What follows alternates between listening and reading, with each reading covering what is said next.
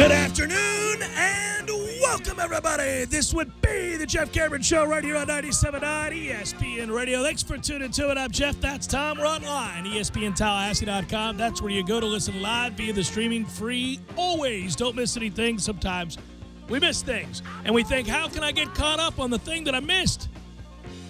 Well, that's why we've got you covered all 3 hours, posted every day upon the conclusion of the program, both on iTunes and in our own audio vault. Go there, get caught up at your leisure. Email the show if you want. It's jcs@979espnradio.com. Twitter, it's at @JCameronShow. WTSM app for your mobile devices. That works for Android or iPhone. If you're watching us on Twitter, I might add follow at 979 ESPN Radio, and you can see the show periscoped. On YouTube, it's ESPN Tallahassee. Type it in, you'll see it. You're good. Man, so many ways. Boy, they got me. They've got me locked in on this Chase stuff. I can't wait. I haven't bragged on Seminoles.com ever, except for when I'm talking about Tim Linafelt, my man. But every day now I get, is the Chase still going on? Let's watch this Chase stuff. And they got me again with the David Kelly one. I was like, woo.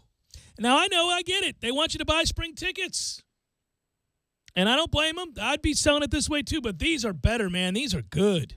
I'm ready to go out there and start working out with the team. Do you think they would frown upon that if I show up tomorrow morning, start doing some running around? I think they would film that and say, look at what's happened to Tallahassee. 46-year-old ass out here trying to keep up. Man, let's go. I know I'm being duped. I know I'm being snookered, if you will. But he got me. I'm in. I love it. These things are well produced, well done. The music's solid. The coaches all seem to have really good mantras, Tom. Got to have good ones. You think I should play it, today's? Play that one. Go ahead, play it. Yeah, does it play? I mean, yeah, it's about a minute. No video here, yeah. but yeah, go ahead, play it. I don't care. Go ahead. I mean, that's not that play one. Teenage Wasteland first. You got to do that. Yeah. But, now to the actual Chase. All right, let's do it. Okay, No, it won't do it. It's disastrous. It won't do it. It is. I'm hitting the play button as Matthew's looking. It will not do it. Okay, well, that's just worthless. Oh, man. Let me cue it up for you, buddy. I'm going to start this one over. Each day we add a little bit more to it because that's what champions do. Why can't it be us? Not only that, it's going to be us. I cry hard and sleep less. Here we go. It's my job to get you directed in the right way. It's your job to put in what it takes to get there. It's Florida State, man. Go at Seminole speed. You know the deal, feet moving. Good job, no! Go. That's it.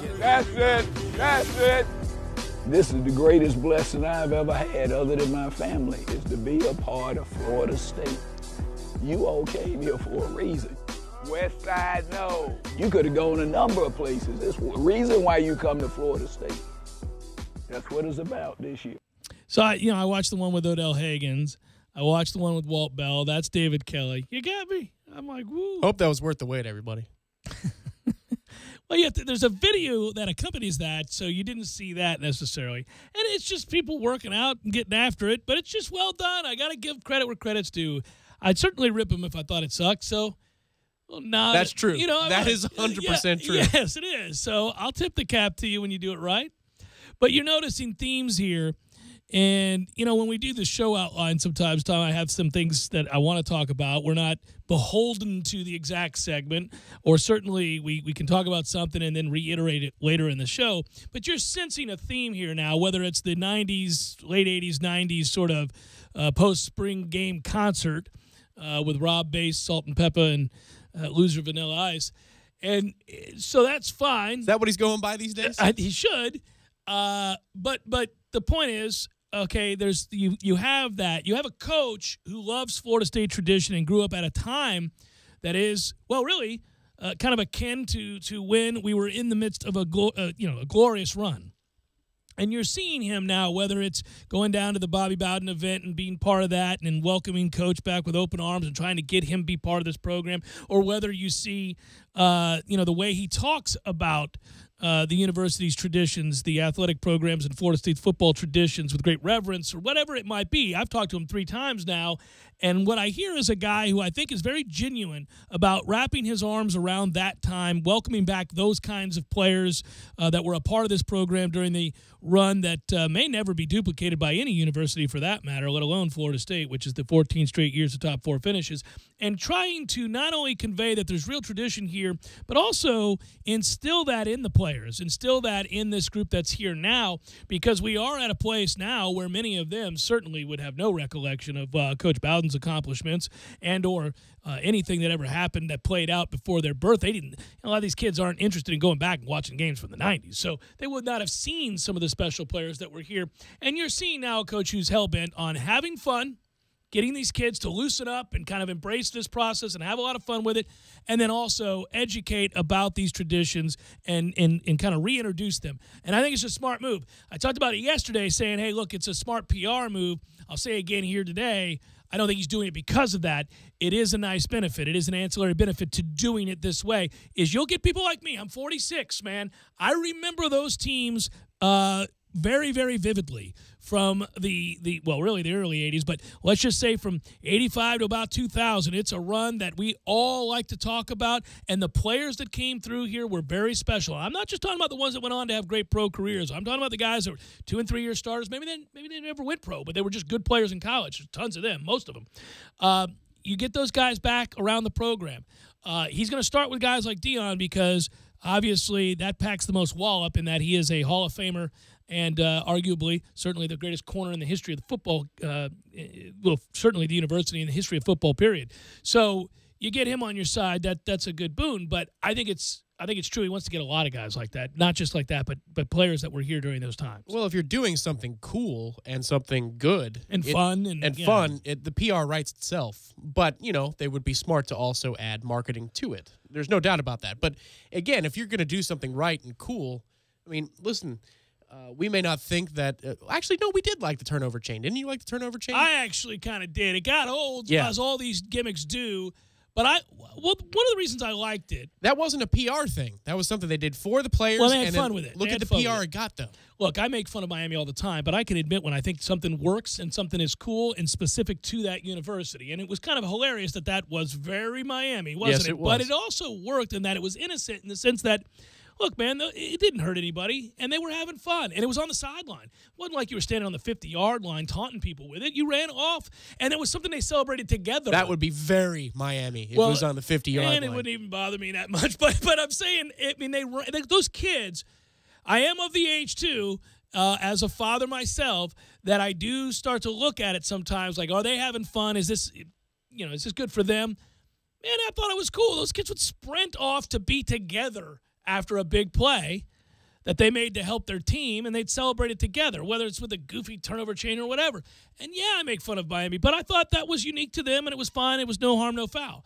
So, I liked it. Oh, so Miami to the point that A-Rod had one on in a luxury box. I mean, how Miami do you have to get? But the PR of doing something cool writes itself. It happens for itself. It certainly resonated, right? Right. And got them attention. Let us win a couple of games with the cool factor here at Florida State now. You know what I mean? Yeah. Again, the swagger is back, and if you have the success to go along with it, which is what that's everything. You gotta have the success. In a sense, we're talking in circles until we can evaluate whether or not this is going to be successful. But if you do get that win over Virginia Tech, if you do only have maximum one loss before you face Clemson here in Tallahassee, I mean, you've got 2 months of the nation looking at Florida State saying, "Whoa, what has Willie Taggart got going on down there?" I know we got sick of it with Miami last year. Of course we did. How many, Houdini tricks did they have to pull in order to be undefeated, down the stretch of the season and threaten a college football playoff berth? I mean, it was insane. But that's the kind of PR we can get now with a new head coach because media organizations like to cover new coaches too. They love it. And they love when there's new juice in the building, on the field, and something that they can gravitate towards. And they especially like it when one of those programs that's doing that, providing that for them, is one that has historic cachet within the game, right? And Florida State has all of that. Actually, it's not even historic. They just won a national championship in 2013. But you beat Virginia Tech, and you talk about what could happen. Virginia Tech, I hate to say it this far out, and we are a long ways out, but that's kind of everything. And you don't like to do that to somebody because that's a hell of a way to have to open your career and your season. Virginia Tech is very good, well coached. They've got a head start. That is you're implementing a lot of new things, and in game one, those things can be, if nothing else, not fully operational, not as smooth as you'd like them to be. As we all know, practice is not a game, and so you got to play a few games. Usually, that's like why coaches like to ease into things. Especially in transition. You'd like to ease into a season with a Samford, even a Syracuse, whom you play in week 3, if that were game 1, something along those lines. But it's not. It's Virginia Tech. It's a big game. But it is Monday night at home in this house. This place will be rocking. It will be absolutely an atmosphere that rivals some of the better ones we've seen over the last 5-7 years. You win that game, well, you're going to beat Samford, and I think you're going to beat Syracuse and Northern Illinois for sure. You are in a position, a real good position, frankly, even though there is one road game before going down to Miami in the case of Louisville in the ACC. But Louisville without Lamar Jackson is far less scary than Louisville with him. They weren't even scary last year, and we found a way to lose that game. Well, we did find a way to lose that game, and we weren't any good at all. So there you go. That's what I'm saying, yeah. So, you could be staring at, you win the Virginia Tech game, there's a good chance you're undefeated going into October, Hard Rock Stadium, Miami Gardens against the Canes, what's already a fun rivalry game. Now you throw in the mix that Florida State would have been doing its part with said new regime, and yes, the momentum would be huge, and the coverage for that game would be absolutely what you want. And I don't like doing this because invariably it leads to us going through the schedule again. Sure, but we at least got to wait till we get to March. But quickly, this is why, again, Virginia Tech means everything. Because if you win that game and you go down to Miami and they get the better of you that night, that's not great. Nobody wants that to happen. Obviously, the way Jimbo started and the way he dominated his rivals is something we'll probably never see again, given the way the state was set up when he took over and really took the baton. But if you lose that game to Miami, you still have the chance of the ACC championship game. That's not a loss that puts you in a tiebreaker position. You got to get geared back up. You'd have to beat Wake Forest and turn around and get ready to face Clemson at home. Right. You win that game, and then you control your own fate to get to the title game and have a rematch. You know what I mean? So, again, if you win that first ACC game, you have a strike along the way to Clemson. And you could still have all of your goals in front of you to surprise some people, to make the ACC title game. And who knows? Who knows at that point? Those discussions might get a little silly and ahead of themselves, but why not? Let's introduce the silly. Silly sells to recruits, doesn't it? Well, it's going to be silly, and I'm going to be pumped for it, and I can't wait for it already. And it's freaking February 27th. It's ridiculous. And, part of the problem is this really fine advertising campaign they've got going over at FSU, where every day I get up to watch the chase. Ooh, the chase is going on, Tom. Have you seen the new video? These are all repackaged cliches, but they mean more this time. I just catch myself being duped, and I crack up laughing. But, I think I'm a lot like everybody else in this fan base as the time is running out on renewing your season tickets, and what ends up happening is people are like, do I really want to do it? Do I want a new regime? They got me. I'm going. Okay, well, it helps. If this was last year's home slate, they'd still have problems, even with all the new energy. But you have Virginia Tech, you have Clemson, you have Florida. Perfect.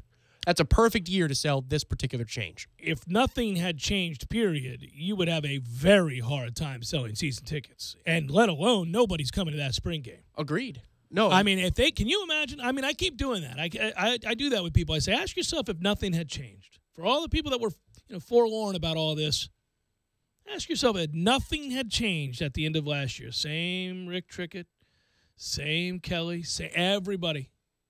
No matter where you stand on all those arguments, what would have been the feeling surrounding the program? There's a lot of people staring off in the distance when you put that out there. Yeah, it would not have been pretty.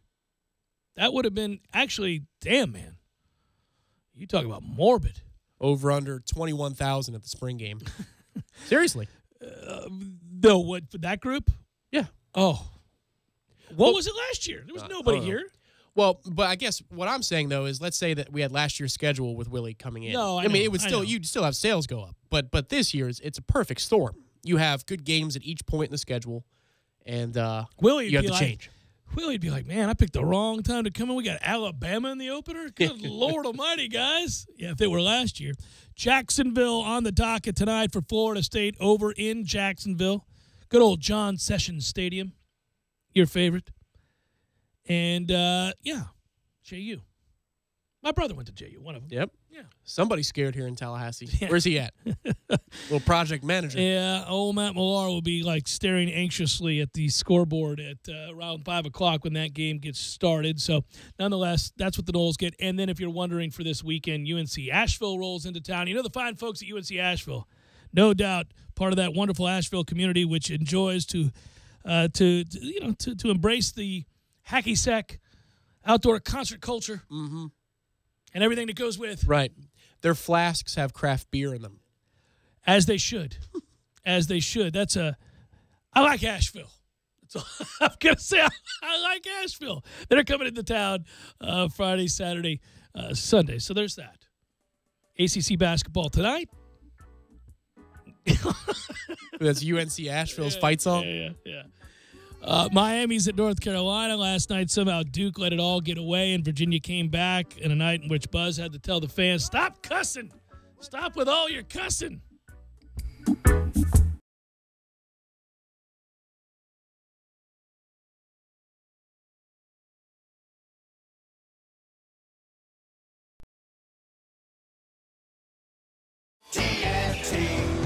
Why does Mahindra have 97?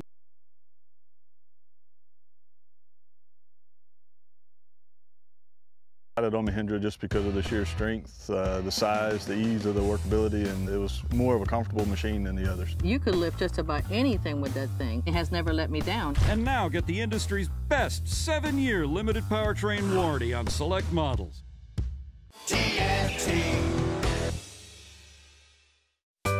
Sorry, boys, I did not have time to pack. We got this.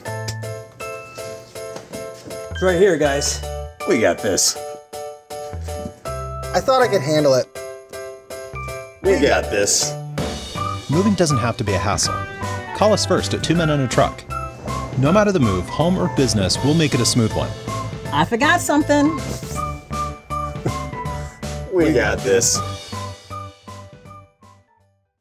When you're in need of auto repairs, look no further than Neese Tire and Auto Service. Neese has been in business for 16 years with long-term, knowledgeable sales associates. They have the latest wheel balancing machine in the industry. And for passenger vehicles, they service AC, brakes, suspension, tune-ups, and much more. Never sit through a long wait. Neese Tire and Auto has 10 service bays to get you back on the road quickly. If you have tire problems, check out their large inventory with various Goodyear and Michelin tires. Neese Tire and Auto Service, 4792 Bluntstown Highway, 574-4100.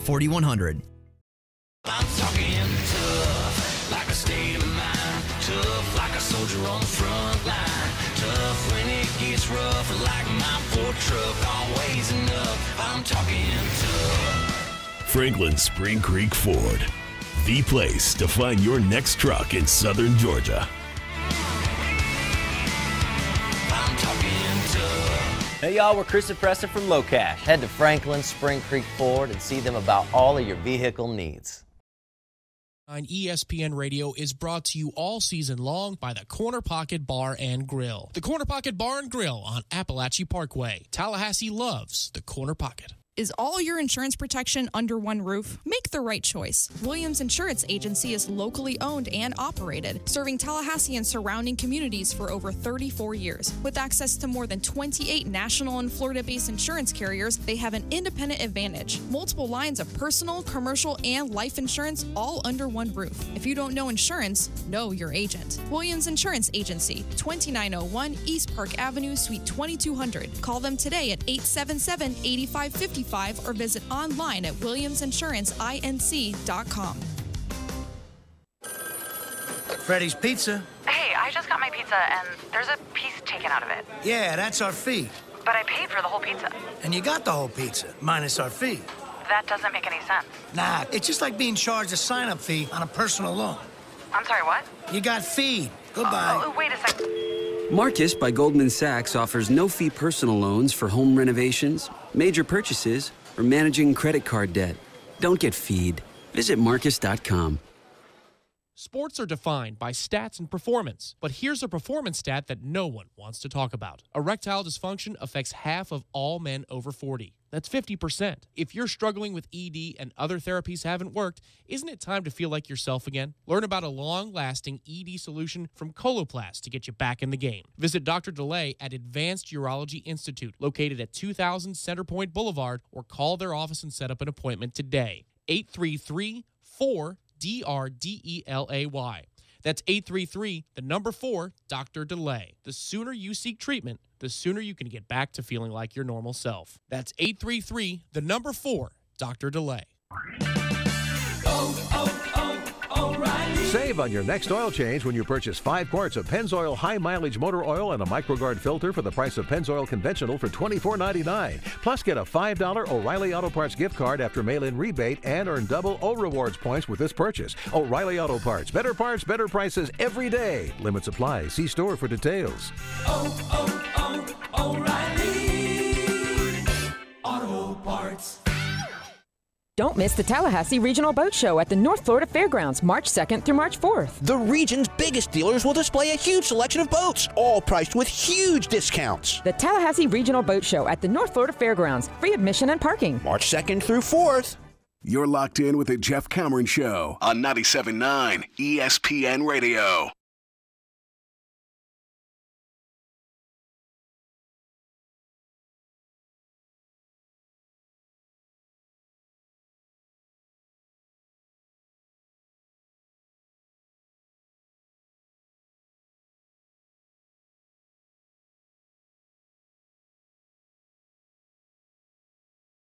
ESPN Radio. Still feeling good about the selection? I'm going to ask you maybe every hour. Florida State. Oh, for tomorrow night? Oh, yeah. I feel okay. I mean, it's a bold endeavor. I'm not like, lock it up. But so you don't really believe it's going to happen? No, I think there's a distinct possibility it could happen, yes. You became a politician. No, I mean, Yeah. I think we can win tomorrow. Absolutely. Oh, I think we can win. Do you think they're going to win? I think they're going to play well enough to win. The 1 or 2 seed lines are unaffected by action tonight. It is noted by Joe Lenardi. Excuse me, I can say his name, I promise. But what you get here is a home loss to Oklahoma would drop Baylor from the bracket to be replaced by UCLA, according to Lenardi. A home loss to Davidson would drop St. Bonaventure to last 4 in. I like the Bonnies. I don't want them to. Just because they're the Bonnies? Yeah, I think so.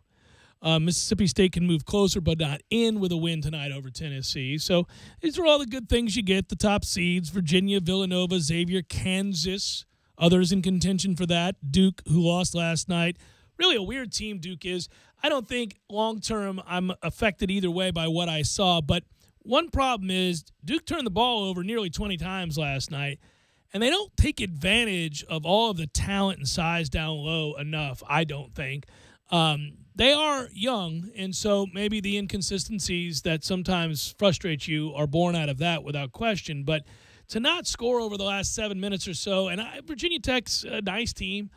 That's all the more the reason I'm impressed with our win there when it happened. But, Duke's a team that's on that 2 now, along with Michigan State, Carolina, Purdue, and these are all still subject to change.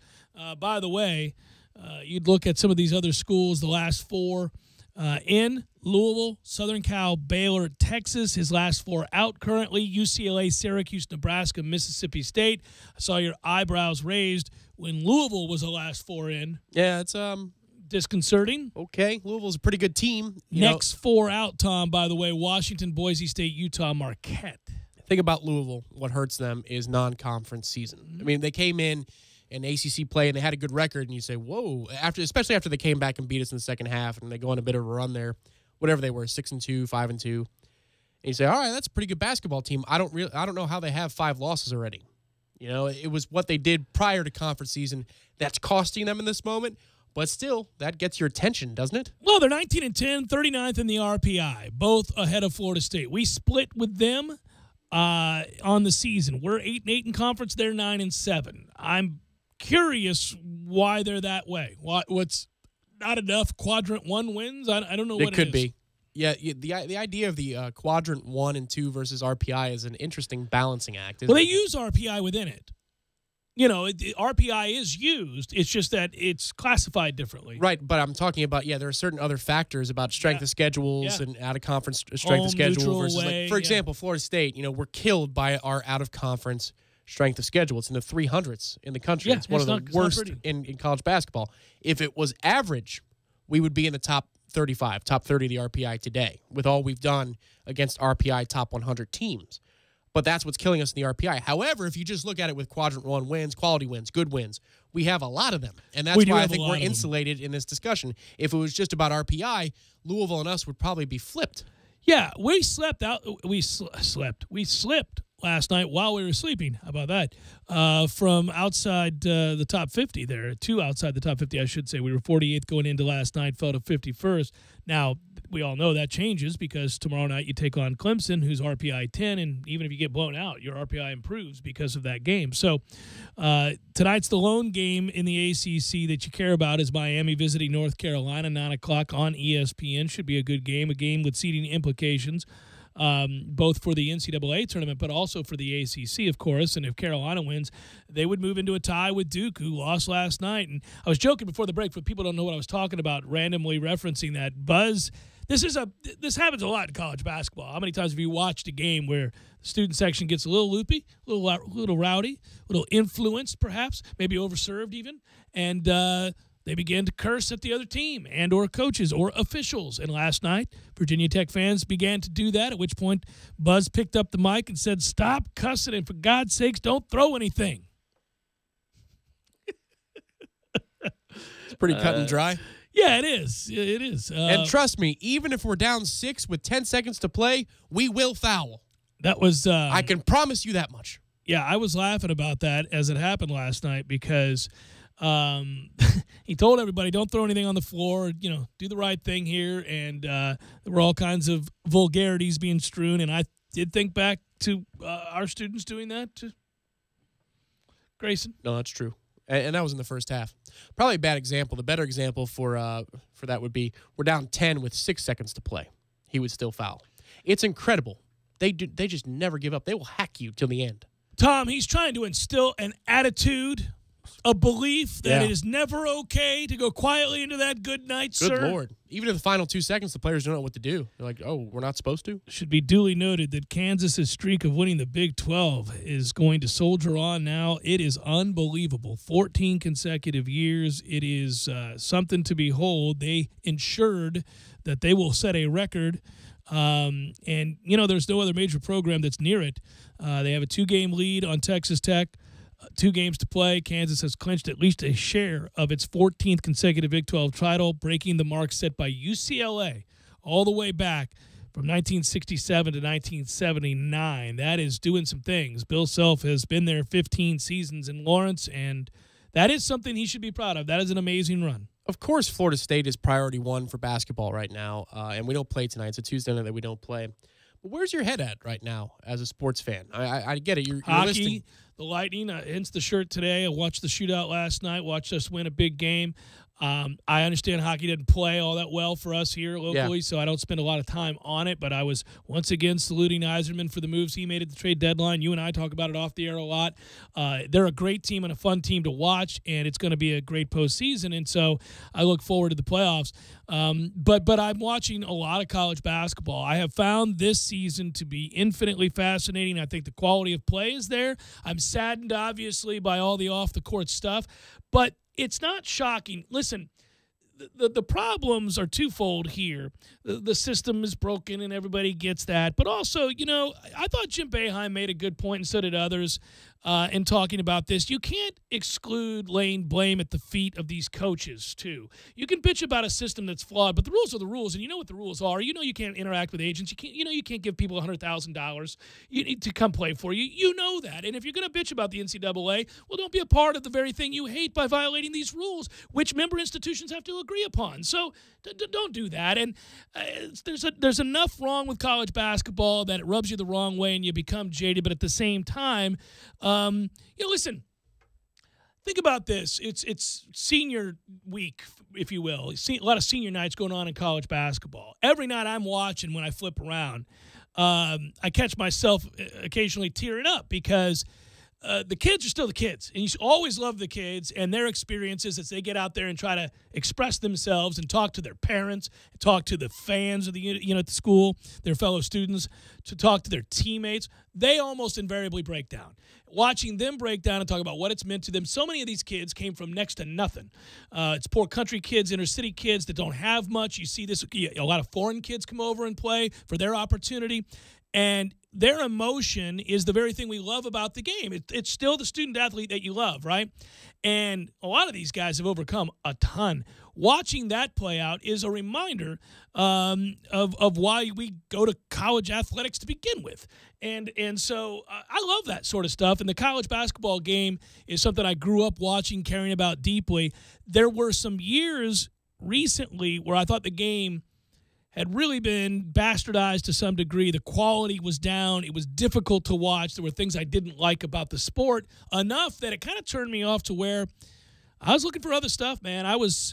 Maybe I was committing to baseball sooner than I wanted to, whatever it was. But I am all in this year on basketball, and I've really enjoyed it across the board. That's the reason I ask is you're reading stats on what Kansas has done over 14 years, but there's a different tinge in your voice about college basketball in general than there has been in years past. Yeah, I think that's true. There's been, listen, sometimes, frankly, a sport is a tool to help us get through a time. And it's not something that is our central focus. Of it. Right, yeah. But there's also the market we need to talk to, all that stuff. It's like, all right, yeah, I care about Lightning hockey, but right now the NBA Finals is going on, or the Eastern Conference Finals. We need to talk about that because that's the number one thing that people are going to care about, that college baseball and maybe some football.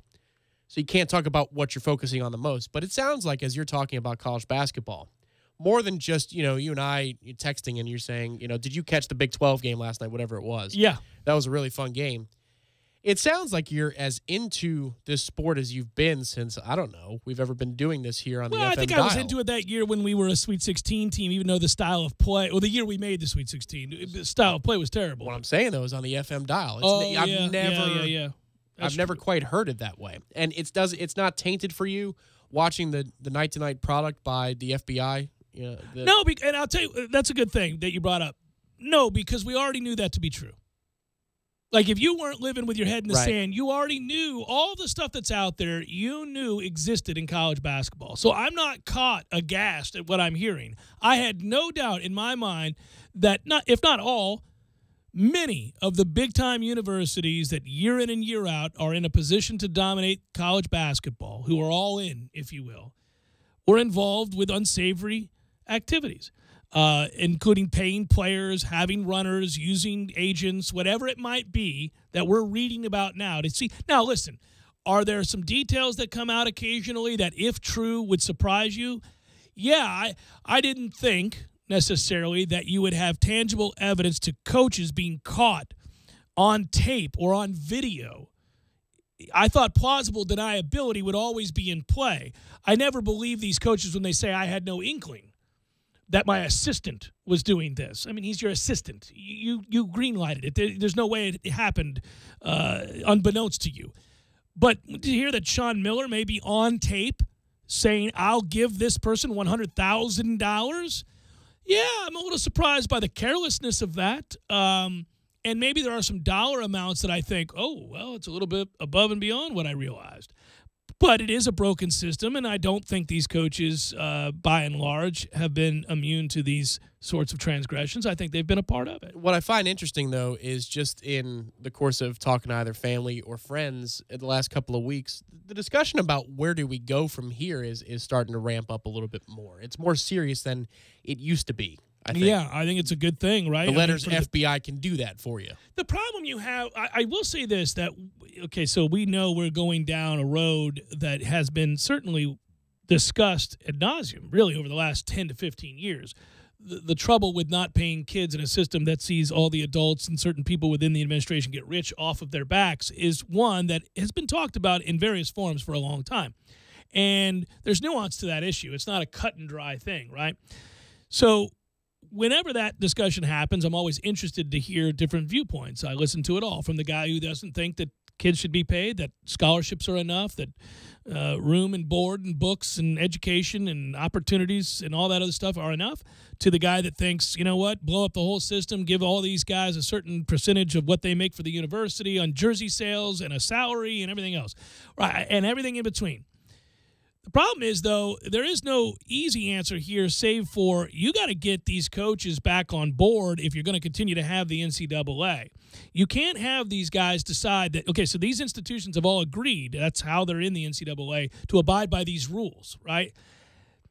It's not good enough for these coaches to say, well, I don't like the system, it's an unfair system, and I know it's wrong for me to make $5 million a year and this kid not to make anything, so I'm going to wantonly break these rules because it's a you-know-what system, and therefore it's because it's unfair, I'm going to do what I can to help these kids and not just solely be this heartless bastard that gains financially off their backs.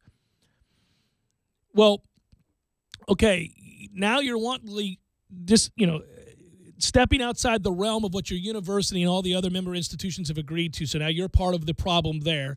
And until there is a fix, I guess what I'm getting at is this is a mountain. What are you going to do? Give a kid $2,000, $4,000, $10,000? They all, with the money that's being talked about in this FBI probe, right? We're not even scratching the surface. So you're still going to get the kids. You're still going to get, if somebody gives you $15,000 a semester in cash, $30,000 a semester in cash, and says, come play with me, I'm going to ensure that you're not, you can go to the movies, you can go on dates, you can fix your car, you can do the kinds of things that you've been complaining you can't do because you're not allowed to have a job, and now I'll take care of that for you. Man, that's nothing. That's chump-ass change right there. With an agent comes to you for $500,000, if you're a can't miss, you're going to take that money. Well, so where do we go? Yeah, I think the solution is twofold, and it's not what it won't do is solve the problem we all want solved. But what it can do is take away the sham that is the one-and-done rule. Absolutely. That's the first place you got to go, because I think it also removes the guilt factor for coaches a little bit. Yeah. And it also widens the talent pool base. Don't you think it's one or the other, haul. though? Don't you think it's either get rid of it altogether and or say, no, you're there 3 years? No, it's the college baseball system is what you need. I like it. 2 at minimum, but I know that's what Adam Silver is pushing for. I think it should be 3. But, that one-and-done rule was created by the NBA to protect owners from themselves. Right. Now, that's you're what that free, was all about. Yeah, I'm fine with you're free to go work. You have a right to work. You want to go get paid, go get paid. That's fine. Now, you make that decision and understand. Correct. But if you sign the letter of intent, you're here for several years. Yeah. So you can't slack off and not go to class. Now you got to be an actual college student, and we end the sham. Right. Yeah, that's because I think that, the high numbers, the high dollar figures are for the lottery pick type players. Yes, of course. It's not for the kid that's going to, he could really make a difference and be a project, but in his third year, he'll be great. No, it's not about that at all. And what it also does, too, if you get rid of the one-and-done rule, which is what I've been saying forever, Cal and K can't get all of the 5 stars every single year. Mm-hmm. They're going to get their fair share. They're going to get more than you do.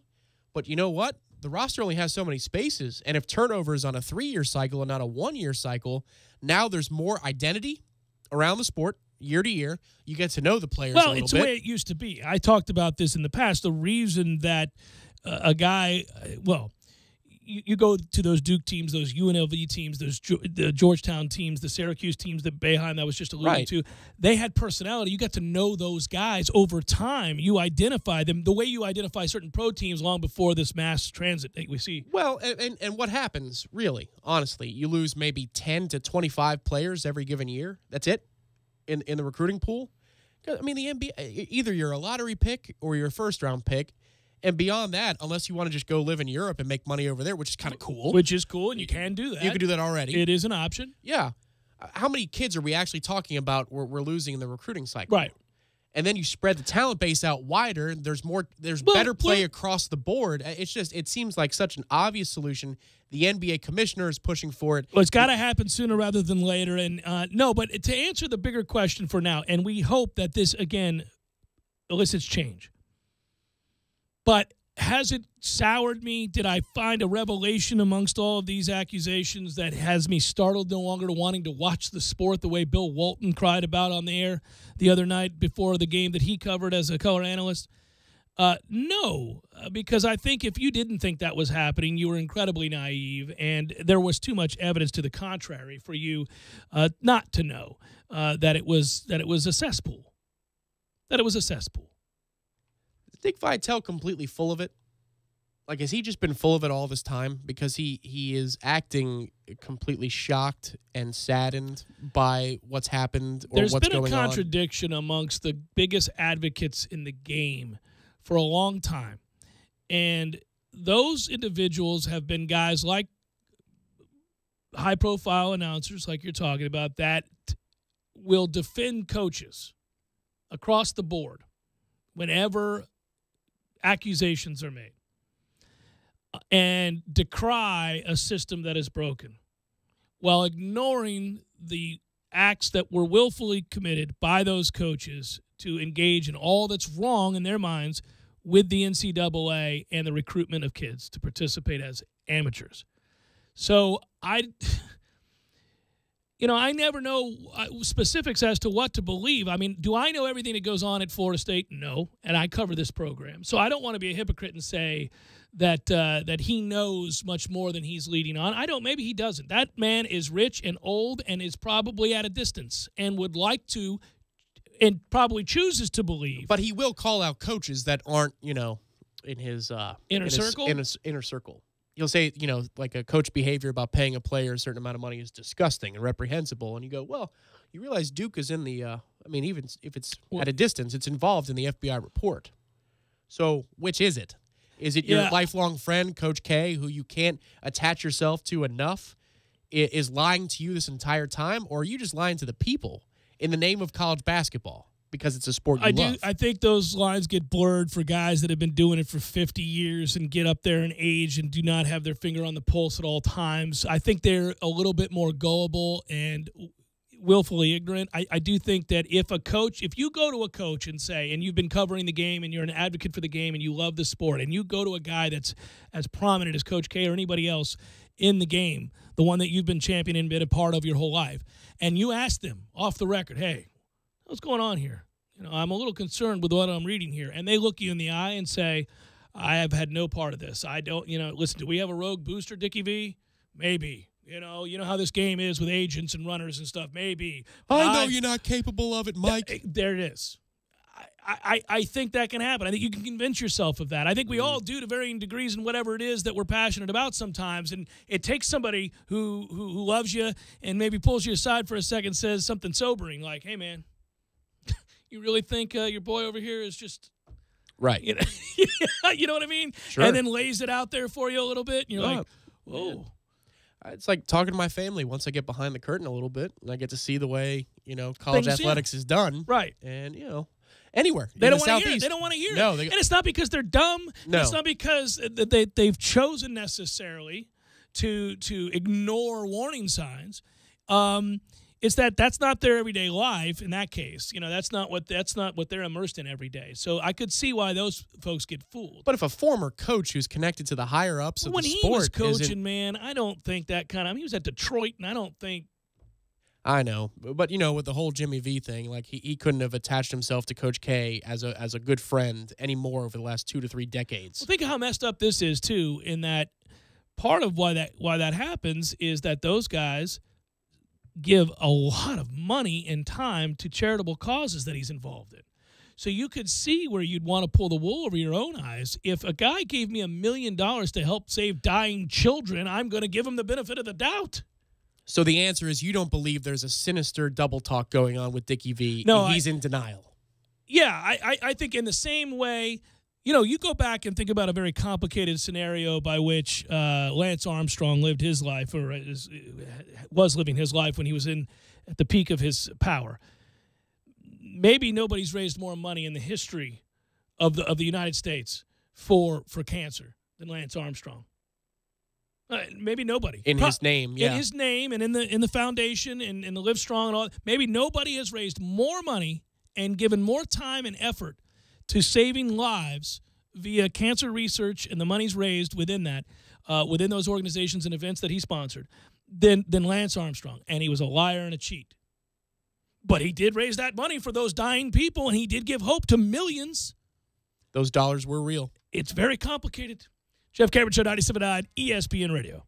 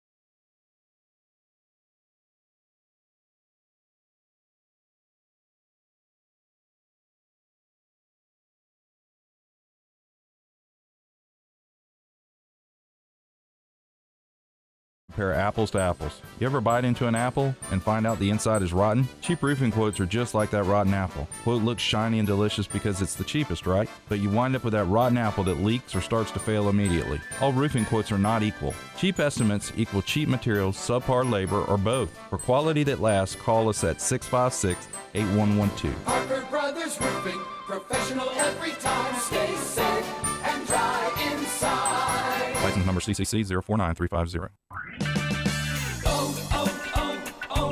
Save on your next oil change when you purchase 5 quarts of Pennzoil High Mileage Motor Oil and a MicroGuard filter for the price of Pennzoil Conventional for $24.99. Plus, get a $5 O'Reilly Auto Parts gift card after mail-in rebate and earn double O Rewards points with this purchase. O'Reilly Auto Parts. Better parts, better prices every day. Limits apply. See store for details. O'Reilly Auto Parts. Did you know that one major advantage of propane cooking is that it offers more precise temperature control than electric? That means perfectly cooked meals every time. Propane also heats your home faster and maintains the warmth longer than electric or fuel oil, allowing you to potentially reduce your energy bill. If you'd like to know more, contact AmeriGas Propane right here in Tallahassee at 877-1122. Don't just listen to The Jeff Cameron Show. Watch it live. The Jeff Cameron Show Streamcast. Live weekdays 3 to 6 p.m. Head to ESPNTallahassee.com today to watch live or catch up on demand. The Jeff Cameron Show Streamcast. Brought to you by Nice Tire and Auto, your trusted Goodyear dealer. Nice Tire and Auto, just minutes away from FSU campus. Attention all authors. Page Publishing is looking for authors. Have you written a book and want to get it published? Page Publishing will get your book into bookstores and for sale online at Amazon, Apple iTunes, and other outlets. They handle all aspects of the publishing process for you. Printing, cover art, publicity, copyright, and editing. Call 800-501-3689 now for your free author submission kit. That's 800-501-3689 for your free author submission kit. Again, 800-501-3689. Meet Zelle, a new way to pay. It can send money fast to Ray. I'll pay back half the bill for the tapas we ate, so he knows it wasn't a date. Oh. Zelle's safe and fast. I'll pay back Bree. Thanks. Who bought tickets to the symphony and send money to my cousin Matt, who volunteered to watch my cat. The new way to send money from your banking app, Zelle. This is how money moves. More info at ZellePay.com. Must have a bank account in the U.S. to use Zelle. Transactions between enrolled users usually take minutes. Live from the AmeriGas Propane Studios in the capital city of Tallahassee, this is the Jeff Cameron Show on 97.9 ESPN Radio.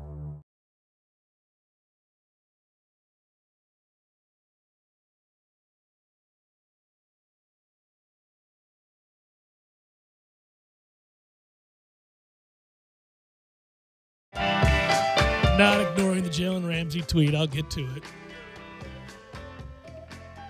Big Sassy.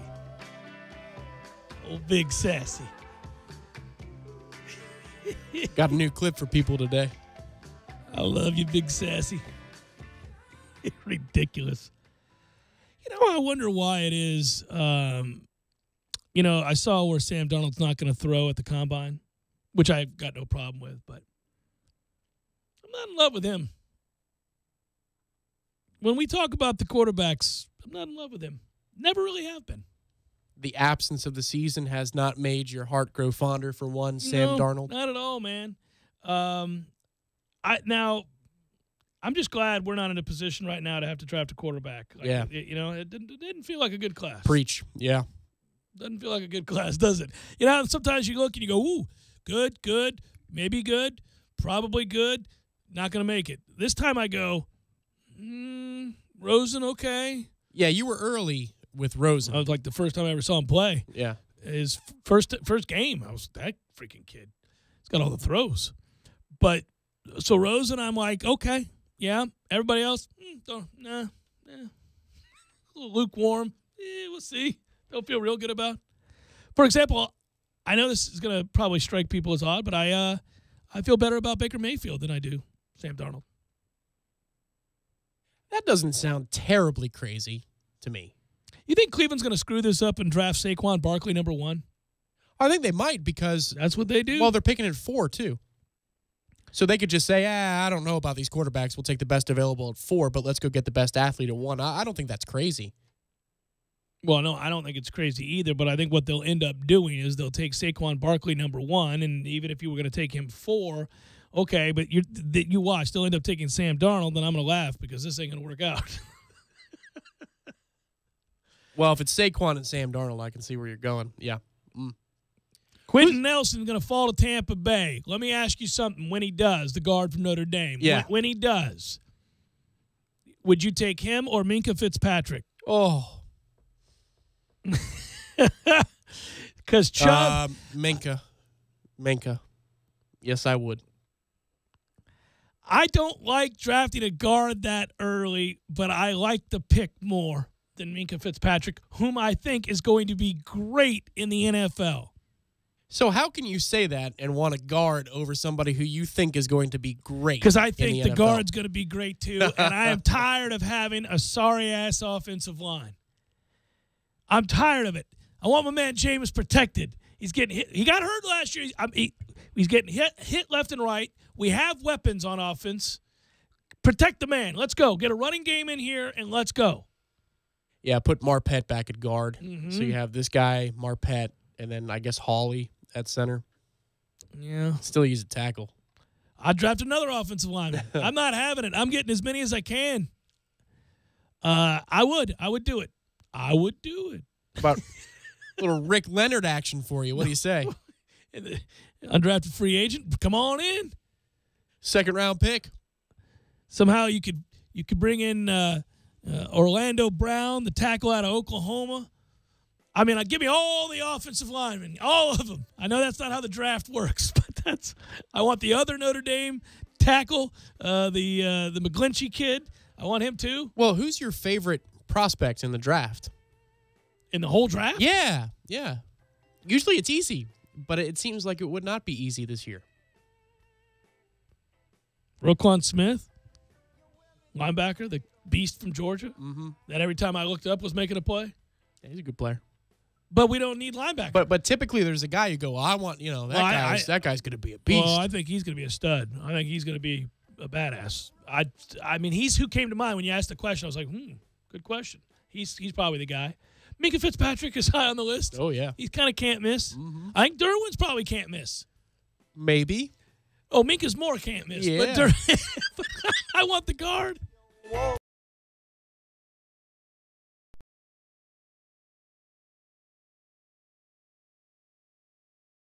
I'm talking tough, like a state of mind. Tough, like a soldier on the front line. Tough when it gets rough, like my Ford truck. Always enough. I'm talking tough. Franklin Spring Creek Ford, the place to find your next truck in southern Georgia. I'm talking tough. Hey y'all, we're Chris and Preston from Low Cash. Head to Franklin Spring Creek Ford and see them about all of your vehicle needs. When you're in need of auto repairs, look no further than Nice Tire and Auto Service. Nice has been in business for 16 years with long-term, knowledgeable sales associates. They have the latest wheel balancing machine in the industry. And for passenger vehicles, they service AC, brakes, suspension, tune-ups, and much more. Never sit through a long wait. Nice Tire and Auto has 10 service bays to get you back on the road quickly. If you have tire problems, check out their large inventory with various Goodyear and Michelin tires. Nice Tire and Auto Service, 4792 Bluntstown Highway, 574-4100. Sorry, boys, I did not have time to pack. We got this. It's right here, guys. We got this. I thought I could handle it. We got this. Moving doesn't have to be a hassle. Call us first at 2 Men and a Truck. No matter the move, home or business, we'll make it a smooth one. I forgot something. We got this.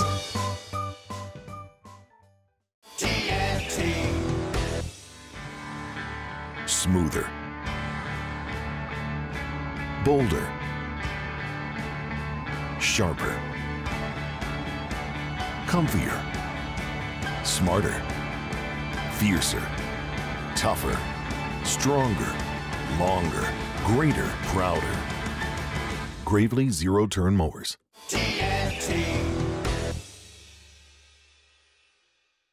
Gas is available in your area. Visit talgov.com/YOU. Check out the City of Tallahassee's Ceiling Insulation Grant Program. The city may pay up to 80% of the installation's cost, up to $400. Having an energy-saving winter is easy with all of these great products and services. Call 891-4U. That's 891-4968 to learn more and be winter ready.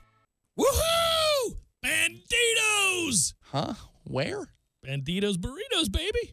Attention all authors. Page Publishing is looking for authors. Have you written a book and want to get it published? Page Publishing will get your book into bookstores and for sale online at Amazon, Apple iTunes, and other outlets. They handle all aspects of the publishing process for you. Printing, cover art, publicity, copyright, and editing. Call 800-501-3689 now for your free author submission kit. That's 800-501-3689 for your free author submission kit. Again, 800-501-3689. The time is now for a new boat. March 2nd through 4th, this area's largest boat dealers will display a huge selection at the North Florida Fairgrounds for the Tallahassee Regional Boat Show. Shop, compare, and make your best deal on the greatest boats and motors. Key West, Sundance, Hurricane Deck Boats, G3, Skeeter, Parker, Sea Hunt, Carolina Skiff, and Seabourn. Participating dealers include Big Bend Marine, Cruise Marine, Jack's Boats and Trailers, Mike's Marine, Shields Marina, and Stowaway Marine. Plus, find easy on-site financing opportunities, too. The Tallahassee Regional Boat Show, March 2nd through 4th at the North Florida Fairgrounds. And the admission and parking is free. This is Stephanie Eldridge of Eldridge Home Team at Keller Williams Realty. I'd like to invite you to the grand opening of Tallahassee's newest neighborhood, Upper East Tallahassee. Join our team on Saturday, March 3rd and Sunday, March 4th for your tour of these contemporary style homes. Designed by architects Lewis and Whitlock and built by GBGH Construction, these homes will set the new standard for quality materials and craftsmanship. Model homes will be open from 10 a.m. until 4 p.m. at 4430 Lake Hall Road, just 1 mile north of Killarn off Thomasville Road. Come see why Upper East is being called Tallahassee's most stylish neighborhood. Driving every day from the AmeriGas studios in the capital city of Tallahassee, this is 97.9 ESPN Radio, WTSM, Woodville, Thomasville, Tallahassee. ESPN Radio Sports Center. I'm Doug Brown with breaking news. Cowboys owner Jerry Jones plans to appeal the NFL's demand of reimbursement for legal fees. ESPN's Don Van Natta. Goodell is going to have to use his diplomatic skills and try to calm down some of the owners. And I believe Arthur Blank and Robert Kraft, the Patriots owner, is the one who's really pushing this. And Goodell's going to have to just try to find a way with some diplomacy to get everybody to sit down and calm down and come up with some kind of settlement. Don Van Natta on Outside the Lines. The league is asking Jones to cover more than $2 million in legal fees. ESPN's Adam Schefter reports USC quarterback Sam Darnold will not throw at the NFL Combine. He could be the first pick in the upcoming draft. Darnold does plan to throw at USC's Pro Day on March 21st. Thunder guard Paul George apparently agrees with LeBron James. George says he and other Thunder players, especially Russell Westbrook and Carmelo Anthony, who consistently drive the ball and attack the rim, don't get the benefit of foul calls. Men auditioning for scouts in questionable clothing choices. The NFL Combine is here. The Underwear Olympics. We take you there when Louis Riddick joins us. Plus, I predict the starting quarterback for every NFL team. Wednesday, Golic and Wingo. 6 Eastern, ESPN Radio, ESPN2. Live from the AmeriGas Propane Studios in the capital city of Tallahassee, this is the Jeff Cameron Show on 97.9 ESPN Radio.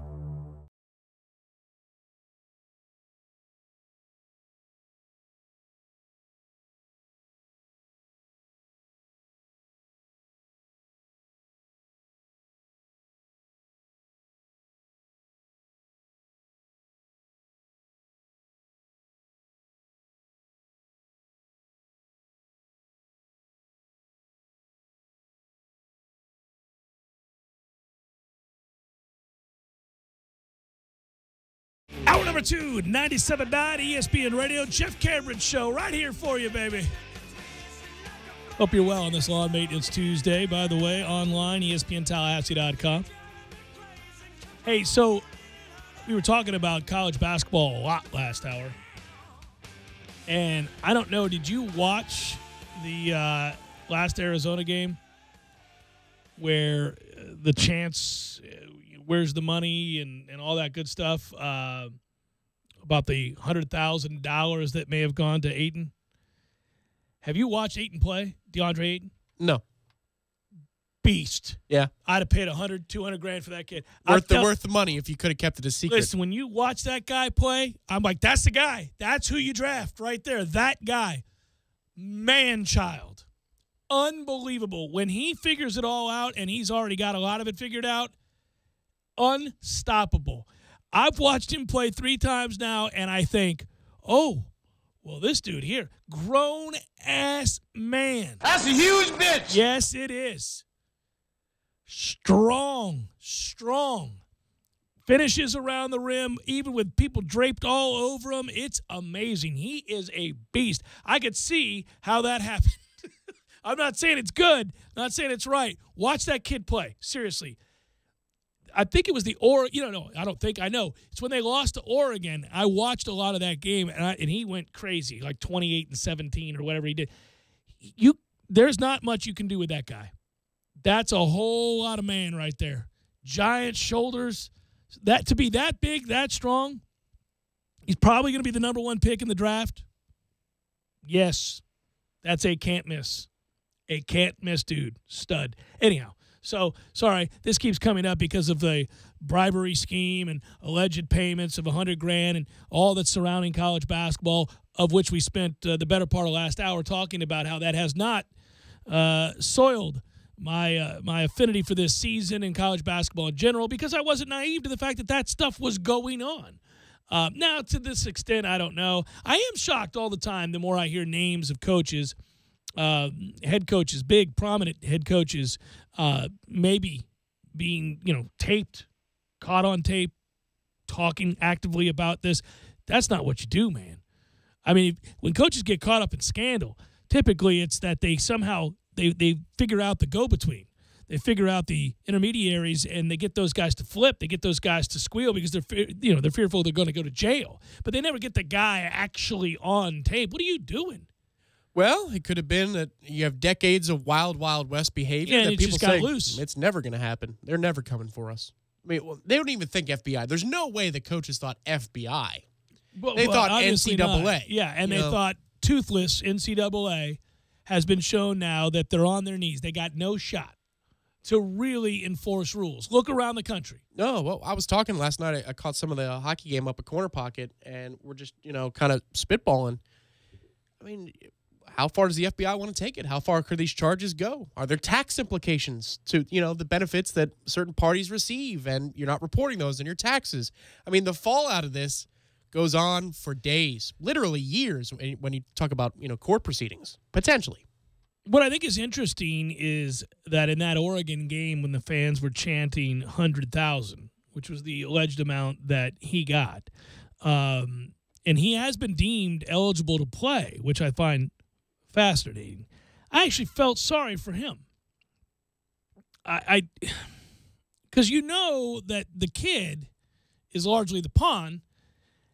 And, he could have gone and gotten drafted in the first round of the NBA draft. He's 7-1. Right. I mean, yeah, he's a beast. He's unbelievable. But I did feel for him. He went off. He ended up having a huge game. He 28, 18, and 4 blocks. Have any thoughts on the Stan Van Gundy comments? Did you see those about the layers to the situation? Well, but we've been saying that for years. Why don't people get upset when kids decide to go play baseball? Well, I think the answer to that one is you're given a choice. When you're talking about the amateur model versus the professional model. Well, what I'm saying, though, is the people's reaction is what he's referencing. When people are aghast at the idea of a kid deciding to go straight to the league and make money or leave after a year even or whatever it might be, they're always really – they used to be more reticent back in the day. I think it's become less of a reaction than it used to be. I remember a long time ago, it was actually considered to be somewhat of a progressive take to say – always take the money, leave school. Yeah. I remember the first time I ever said it, I was surprised that I got backlash via email when people were like, what, you're telling kids to leave college? I'm like, always leave college if you get an opportunity to make the kind of money they're throwing around in these professional sports leagues. You can go back to college at any point. Yeah, when I was in undergrad some 10, 11 years ago, I can remember that being a promo on the old airwaves. Oh, was it? Yeah. Yeah. No, but you always leave. And at the time, it was considered. It made me think. I was like, I guess that makes sense. Well, if you go back, I remember I read the Cal Ripken book, Ripken Way or whatever the hell it was called. It was been many, many years now. He wrote a book right after he retired, and he talked about when he was coming out of high school, he had a lot of options. And obviously, he was a talented player, and his father was a coach in the major leagues, and his brother was a player, Billy Ripken, and all that. So he didn't play the game with a lot of flair, Jeff. He played the game the right way. So he had options, and he said, I chose to go pro, and I tell every kid that I talk to that if given the opportunity, always go pro. Get a wooden bat in your hand as soon as possible and get pro coaching as quickly as possible because your clock is greater. If you struggle early as an 18-year-old or a 17-year-old, it's okay. They're going to run you back out there every day in single A or developmental ball, and you could suck. You could hit 130 for the season at 18 years old, and you're not cast off. It's okay. You go ahead and enter the pros at 22 and struggle to make the adjustment, and next thing you know, you're 24, and you're borderline. They're moving on. You don't get that opportunity. So you want to give yourself a large window. You get paid for your services. All of that be developed quicker. And that was the mindset he had in that book. And I remember thinking, yeah, well, wouldn't you always go pro, especially if you're getting a signing bonus of any significance? Unless you come from means, and in some cases in college baseball, certainly that's the case, where a kid comes from a family in which maybe they have millions of dollars and money isn't everything. But if that's not the case, absolutely take the money. Go back to college, whatever. Yeah, you have the money to do it. Well, it's called your own scholarship fund. Yeah, sure you do. And that's kind of what you're in college to do anyhow, is to get prepared for a career. Yeah, to do what? Yeah, to make get money. A job, right. Yeah, so I've never understood that. But anyhow, as far as these kids don't know what to do with it. They don't know what to do with all that money. You get a manager, you get a money manager. It's not hard. Yeah, you got to find somebody you trust. There's no doubt about that. They will by the time they're 22? What? Because a college coach will tell them how to get their money managed? Arizona, for their part, back to the Ayton scandal and the $100,000, and we'll see what happens with Sean Miller, has been defiant. hence the reason he's still eligible. And at this point, they're saying, look, whatever evidence you think is out there, we're telling you it's not true. There's nothing that puts us on the wrong end of this Ayton Miller pay-for-play scam. And they're arguing that they're not guilty. And I think we should caution that just because there are a ton of huge names in this thing, it doesn't mean they're all guilty. It doesn't mean that they did anything wrong. Doesn't mean they didn't either. There's gonna be a whole lot of wait and see here. There will be wide sweeping, as there already has been, implications. More are coming too. These are just the first layers, because you've got a couple things going on. Clearly, you have the government wanting this to get out first and foremost. But now you have a war on getting the scoop between Yahoo, which started this whole thing, and then Schleybaugh and ESPN broke the Arizona part of it into the weekend. So now you have news organizations vying for every little nugget that they can get because they know the story plays. But then you have Selection Sunday a week from Sunday. You don't think that they're going to release the biggest stuff while, the biggest point in the season is occurring or about to happen? Yeah. Man, next week into the first week of the tournament, there's going to be some huge, huge bits of information that will be leaked or discovered by Yahoo or ESPN or CBS or wherever. And it should be noted, too, not all of these are nearly as salacious. Give the case, I think it was Michigan State's Miles Bridges, was able to rectify his situation because it was found that the money that he got was like a free lunch or dinner, $40, and he gave the equivalent to a charity, and he was deemed cleared to play. And it sounds like a lot of that has gone on, which I don't think anybody's going to care about. So what if Miles Bridges or Kevin Knox, implicated at Kentucky, or anybody else for that matter, went and had lunches while they were in town visiting a coach, a respective program? Nobody cares about that stuff. That's petty and useless. And actually, if you're going to incorporate those names into these documents and have it lay on the same plane as FBI allegations or investigation into pay-for-play for assistant coaches and agents, that's hardly fair. Yeah, borderline racketeering type stuff. Right. That's not the same thing, and I don't think anybody – I mean, those are the kinds of things that universities actually call – penalties on themselves for as minor violations. Sure. And if that happened, and let's just say that you're a player like a Kevin Knox, again, who you're high profile, you're going to be a lottery pick, you were sought after by everybody in the country, and that's the worst that they can find. If I'm an NBA executive, I'm still going to do my due diligence to make sure that there's nothing else out there, but that reassures me that I'm going to be making a good pick. That's it? Yeah, that's all I got. $40 for a lunch? Well, let's draft him yesterday. If he can play, most of them will say, let's draft him yesterday, even if it's found that he took $100,000 to $200,000 to $300,000 to go but play you know in what college. I'm saying. If you get to choose between two people who are like talented.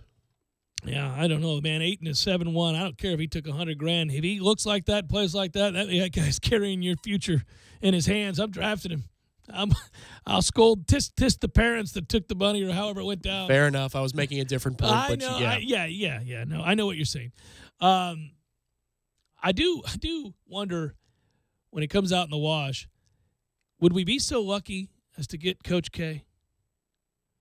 Would we be so fortunate, as self-righteous as he's been after all these years, to get him dead to rights? I'm not saying he did, and I'm not saying he didn't. I'm just saying, could we all be so fortunate to have this be the end result? If you want to take your chances and roll the dice, be my guest. You suddenly became Jack in that situation in a way. Well, with the line, that's the line from them. No, I know. Well, it's hard to execute the Coach K when my nose is already full. What do you do? That's what I have found. I'm just being brutally honest here. That's what I've found myself rooting for, is that at the end of the day, I don't care about Sean Miller. I don't care about it. We already got what we wanted out of Patino. We got him. So that's gone. We just want Coach K. For all of the scolding press conferences and the holier-than-thou moments, the scoffing at questions that imply something nefarious, just get him. Here's your welcome packet. I'm sure you'll find it comprehensive. It's the Jeff Cameron Show, 97.9 ESPN Radio.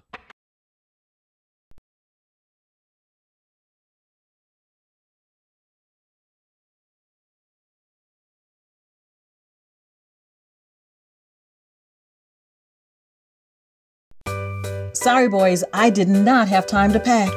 We got this. It's right here, guys. We got this. I thought I could handle it. We got this. Moving doesn't have to be a hassle. Call us first at 2 Men and a Truck. No matter the move, home or business, we'll make it a smooth one. I forgot something. We got this. I'm talking tough, like a state of mind. Tough like a soldier on the front line. Tough when it gets rough, like my Ford truck. Always enough. I'm talking tough. Franklin Spring Creek Ford, the place to find your next truck in southern Georgia. I'm talking tough. Hey y'all, we're Chris and Preston from Low Cash. Head to Franklin Spring Creek Ford and see them about all of your vehicle needs. Landowners, your Mahindra dealer is ready to help you save during Mahindra's Red Tag Sale. Enjoy up to $7,900 in tractor cash back and savings, or utility vehicle savings up to $1,700. Plus, Mahindra's industry-leading warranties still come standard. So hurry in for Mahindra's Red Tag Savings.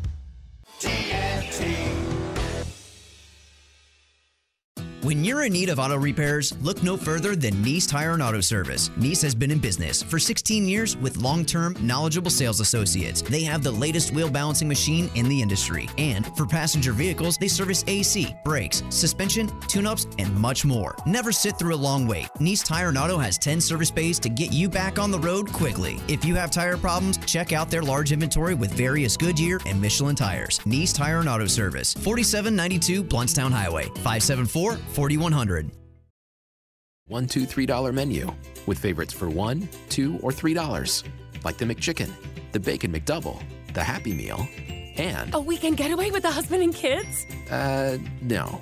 But the $1, $2, $3 menu could help you save for one. Especially if we leave the kids at home. With Grandma, of course. Oh, yeah. Build whatever meal you want with favorites on McDonald's new $1, $2, $3 menu. Prices and participation may vary. Cannot be combined with any other offer or combo meal. Sports are defined by stats and performance, but here's a performance stat that no one wants to talk about. Erectile dysfunction affects half of all men over 40. That's 50%. If you're struggling with ED and other therapies haven't worked, isn't it time to feel like yourself again? Learn about a long-lasting ED solution from Coloplast to get you back in the game. Visit Dr. DeLay at Advanced Urology Institute, located at 2000 Centerpoint Boulevard, or call their office and set up an appointment today. 833-4-DRDELAY. That's 833, the number 4, Dr. DeLay. The sooner you seek treatment, the sooner you can get back to feeling like your normal self. That's 833, the number 4, Dr. DeLay.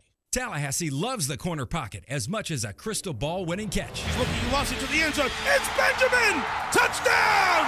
With 13 seconds left. The 97.9 ESPN radio special is a must-have every Monday and Wednesday at the corner pocket. 10 mouth-watering wings, a fresh side of fries, and a chilled domestic pint of beer are just $9.79 all day long. Be sure and try the fish blend of sauces, a true wing eater's favorite. The Corner Pocket Bar and Grill. He's gone! Home of Trivia Tuesday, Beer Bingo Thursday, and the daily $7.99 lunch special. Jumpstart the new you with Muscle Maker Grill. Muscle Maker Grill's diverse menu is created for everyone from fitness enthusiasts to those just trying to eat better. Sign up now for the Muscle Maker Grill meal plan. Whether you're bulking up, slimming down, or saving time, we've got the right option for you. The best part? You can customize the amount of daily meals and the length of your plan for total control of your health. From low carb to high protein, low fat to gluten free, we have the meal choices that will fit perfectly to your lifestyle and needs. To learn more, visit us at 2020 West Pensacola Street or on the web at musclemakergrill.com. Muscle Maker Grill, providing great food with your health in mind.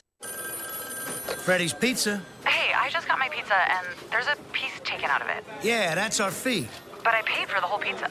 And you got the whole pizza, minus our fee. That doesn't make any sense. Nah, it's just like being charged a sign-up fee on a personal loan. I'm sorry, what? You got feed. Goodbye. Oh, wait a sec.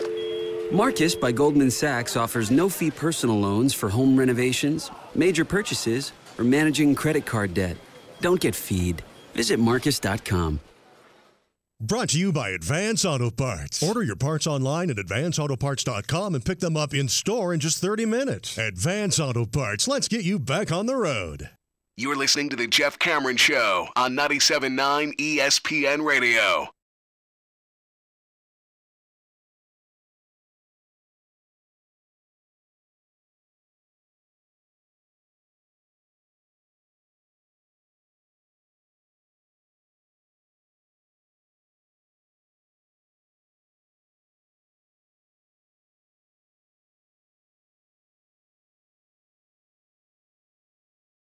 Get hurt in the dealings between Jerry Jones and Roger Goodell. This thing's elevated to a nice place. Now kids. Yeah, precisely. The NFL is demanding reimbursement in excess of over $2 million from Cowboys owner Jerry Jones for court costs related to star running back Ezekiel Elliott's suspension, and Jones has threatened litigation over Commissioner Roger Goodell's contract. That according to ESPN's Dan Graziano. The owners are citing a rule that has been on the books for more than 2 decades, seldom used. That lets you know it's petty. That says if an owner participates in bringing litigation against other owners, he then must reimburse them for their legal fees. An earlier report by the New York Times characterized the reimbursement as a fine that would be levied by Roger Goodell against Jerry Jones. That seems more of an apt descriptor, as opposed to a seldom used rule that is never cited or hasn't been for over 20 years. The league will order Jones, and has, to pay all fees that the compensation committee incurred while legally defending itself from the Cowboys owners' threats to sue over the extension of Roger Goodell's contract. Cowboys never followed through on the suit, by the way. Jones will also have to compensate the NFL for all of its legal fees spent defending the Elliott suspension. Now, the latter I don't understand. I understand how you defend your player and think if there's an unjust ruling on behalf of a player that you then support said player. The going after the Roger Goodell contract at the expense of the other owners is a different deal. Yes, but that's what this is all about. Of course that's what this is all about.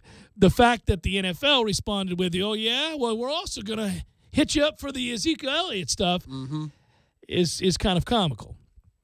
Jones clashed with Goodell and others in the league on multiple issues.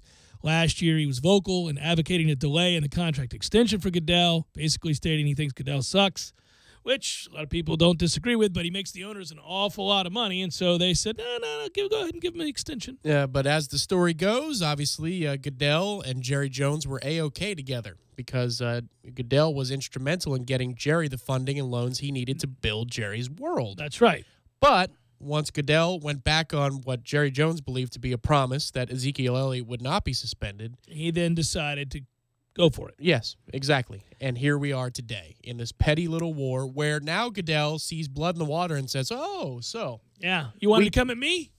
And we did beat you out. This was all about your position, how you are, number one, the owner of the NFL. If there is one owner, it's you. And now you're not quite the same guy you were, say, 6 months ago. It's the classic come at the king you best not miss, because now this is retaliation at this point with backing from other owners. And even if, exactly right, he's not doing this because he's a rogue here. No, that would be suicide. Right. What's happening here is a dog and pony show where they're trying to ridicule and embarrass Jerry Jones, and there's nothing Jerry Jones hates more than being embarrassed publicly. Humiliated, indeed. They have a term in business called a MAC, a capital M-A-C, Material Adverse Circumstances, which they say happened between the time that you shook hands and the time you did the deal. Jones said after the owners' December 13 meetings in Irving, Texas, that it's a very valid change of scenery. Anybody who says we haven't had any changes since last spring would be an exaggeration. This is, going back to that deal and what happened and why it was allowed to happen to where we are now. Jerry says, do I look like I take it personally? Yes. Yes. The answer is yes.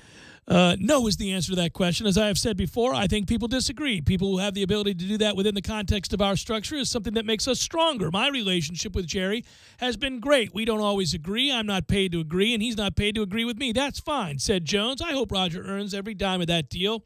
It means he's doing a great job for us and that we're doing a great job too. That's what they said when they came out of the meetings, with which all other people involved described acrimony as heightened. Yeah. But now you got Camps, and Jerry isn't, again, the most powerful figure in the room, and he doesn't know how to handle that anymore. And Goodell finally found somebody that he could, pass the buck to after he has spent, the better part of the last 3 years being ridiculed in the media and in public. But those also were warranted, just as the stuff that Jerry's done here. Agreed, but this is a guy with an ego himself. Oh, man, these guys have the biggest of egos, right? Spoke in the mirror when he was, looked at himself at 8 years old and said, I'm going to be the commissioner of the NFL. Like, he lived for this. This is the purpose of his life.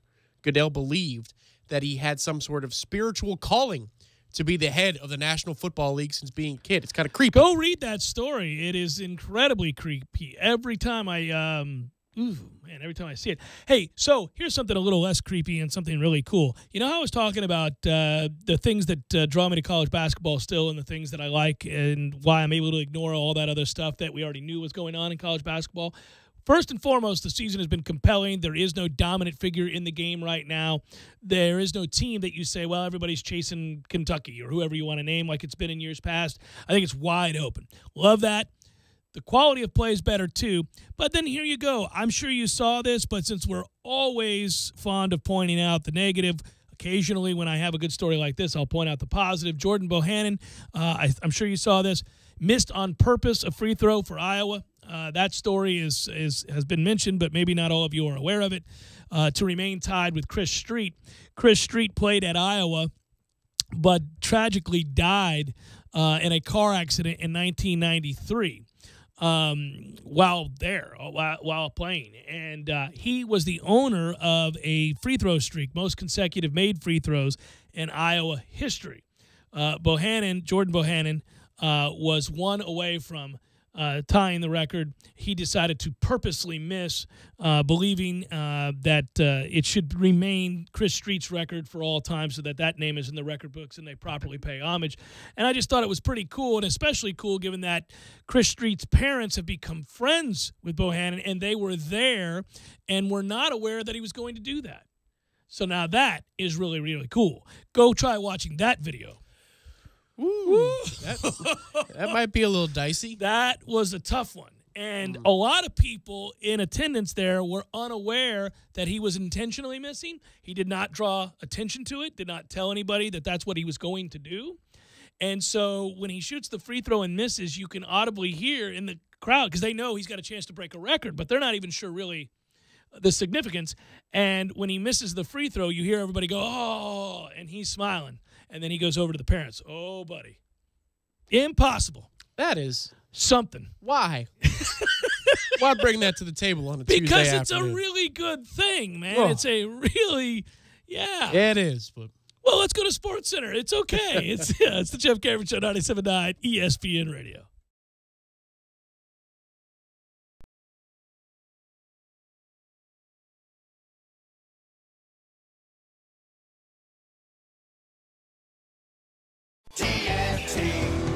Why does Mahindra have 97% to do what I want to do when I want to do it? I decided on Mahindra just because of the sheer strength, the size, the ease of the workability, and it was more of a comfortable machine than the others. You could lift just about anything with that thing. It has never let me down. And now get the industry's best 7-year limited powertrain warranty on select models.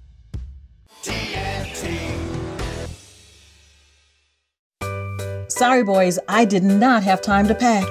We got this. It's right here, guys. We got this. I thought I could handle it. We got this. Moving doesn't have to be a hassle. Call us first at 2 Men and a Truck. No matter the move, home or business, we'll make it a smooth one. I forgot something. We got this. When you're in need of auto repairs, look no further than Nice Tire and Auto Service. Nice has been in business for 16 years with long-term, knowledgeable sales associates. They have the latest wheel balancing machine in the industry. And for passenger vehicles, they service AC, brakes, suspension, tune-ups, and much more. Never sit through a long wait. Nice Tire and Auto has 10 service bays to get you back on the road quickly. If you have tire problems, check out their large inventory with various Goodyear and Michelin tires. Nice Tire and Auto Service, 4792 Blountstown Highway, 574-4100. I'm talking tough, like a state of mind. Tough a soldier on the front line. Tough when it gets rough, like my Ford truck, always enough. I'm talking tough. Franklin Spring Creek Ford, the place to find your next truck in southern Georgia. I'm talking tough. Hey y'all, we're Chris and Preston from Low Cash. Head to Franklin Spring Creek Ford and see them about all of your vehicle needs.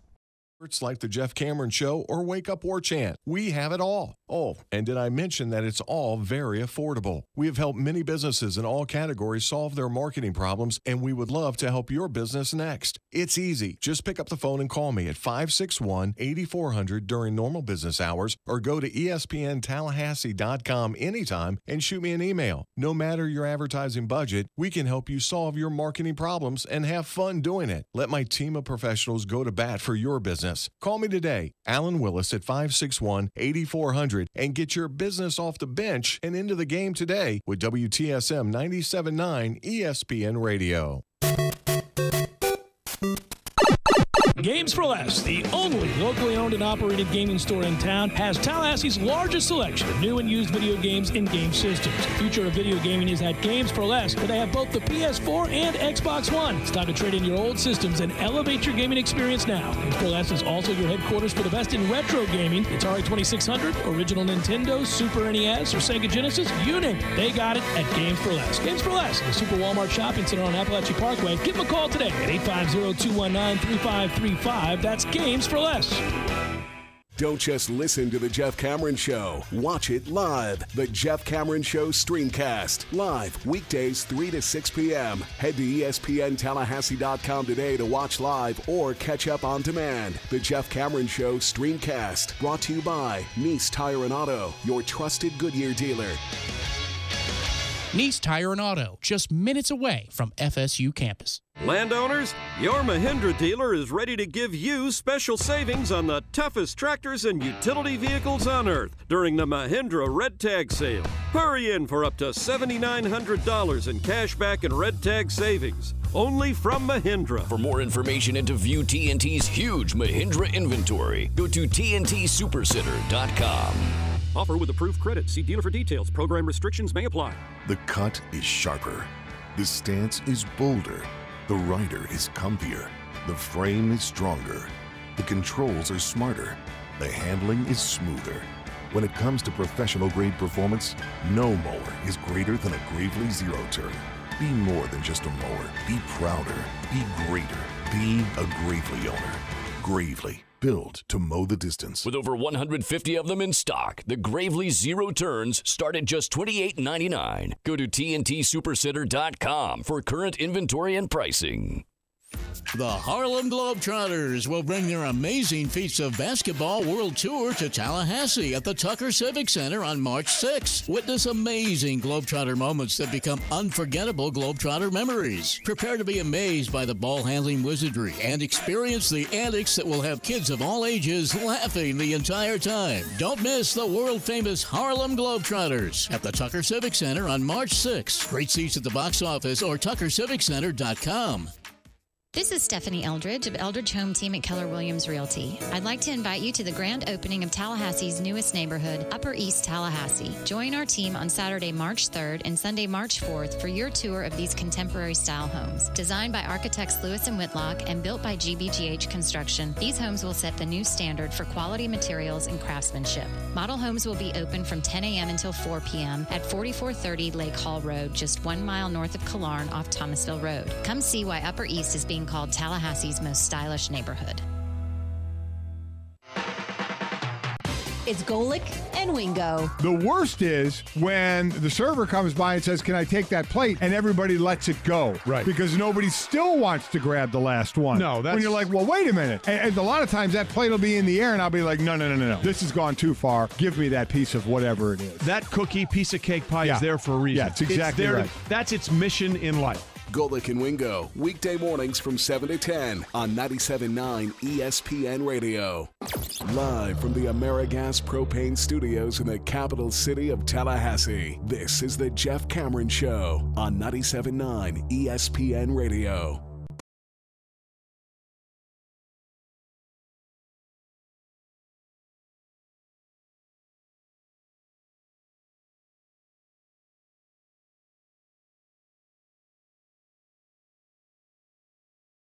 97.9 ESPN Radio, Florida State baseball tonight against Jacksonville. Matt Millar is shaking somewhere. So, what to do about Justin Thomas? I think I know where you're at with this. Yep. He won his 8th PGA Tour event over the weekend, so there's no questioning at his young age and what he's been able to do. He's already won a major. Reigning PGA Tour Player of the Year. He can play. There's no getting around that. Has been very vocal about, quote, unacceptable fan behavior as he sees it. More so in recent weeks. And he helped get one fan kicked out of the Honda Classic for rooting loudly against him, shouting after Thomas had swung for his shots to find the hazards. You got to be kind of a petty on both sides here. If you're the fan that goes to follow Justin Thomas just to root for his ball to find the hazard, you're an ass. Just as a human being, it's just not what you do. Right. In general, if Justin Thomas was generic golfer 1, and that was the behavior. You just don't do it. It's just dumb. Since it's Justin Thomas, you might be my kind of gangster. Right now. Yeah. Because in the wake of him also saying this at Riviera, where he felt the fans were too boisterous. Yes. We both don't like when certain players in any sport take it upon themselves to police the sport and or others' behavior within it, let alone outside the ropes or off the playing field. So I'll give you an example. Who was it catching for the Braves that bothered you? Was that McCann? McCann. He did it with the Yankees, too. Good Christmas. Got very upset when players were demonstrative after hitting home runs. Now, what's interesting about that is that one of the times it looked worse than it apparently was, and it was for the late Jose Fernandez, who homered and took some time. Stood up the Yankees at the time and was or the Braves, whoever it was at the moment, and he had something to say to him. Now, afterwards, the reason I know that to be the case is that Jose Fernandez afterwards said, no, it was okay. He told me at the time, you're too good a player to do this. There's no need for that. And Jose Fernandez was fine with that interaction. But that's not the first time that McCann had done it. And so in your mind, you're like, okay, is this what we're doing now, McCann? You're gonna decide exactly how long you can or can't stare at a home run everybody? Listen, my hockey background, I got no problem with a teammate sticking up for another teammate. Right. But when you carry it to this very sensitive degree where it looks like you have the thinnest skin in the world, just stop it. Well, and here's the problem Justin Thomas has. Let's just say it, man. That's the most entitled sport in the world. There's no more entitled group playing professional sports than the white golfer. Yeah. I mean, what are we talking about? No. But a bunch of country club kids whose daddies and mommies are worth millions of dollars to begin with. So, and you lived in that world competing against it. I know. I sure did. Yeah, and so you talked about that. We've talked about that, but everybody's aware of it. I mean, if you've ever gone to a country club to play golf, well, I mean, shoot, you know the deal. Listen, I'm not that kind of white collar, but when I grew up comfortably. Yeah. But I still wasn't the country club kid. No, you know weren't, what I mean? but I'm saying you saw it when you compete in high school against it. Yeah, and just unbelievable. It's the worst, right? Academy kids, man. We all know the deal there. Everybody does. Even people within the game of golf who aren't that way are sensitive to that. They understand that that's part of the game's history, certainly. It hasn't always been the most welcoming of sports. Oh, Davis Love III. Just look at him. Just look at him. It's maybe a little unfair to DL3, but you're correct. Well, he certainly personifies. He personifies it. Right. He might be a great guy, but just look at him. Well, let's get back to the issue here now, knowing that backdrop, right? Thomas said after the Riviera tournament that he thought fans were getting too vocal and interacting too frequently with players, and by and large, he thought it should be curtailed and dialed back.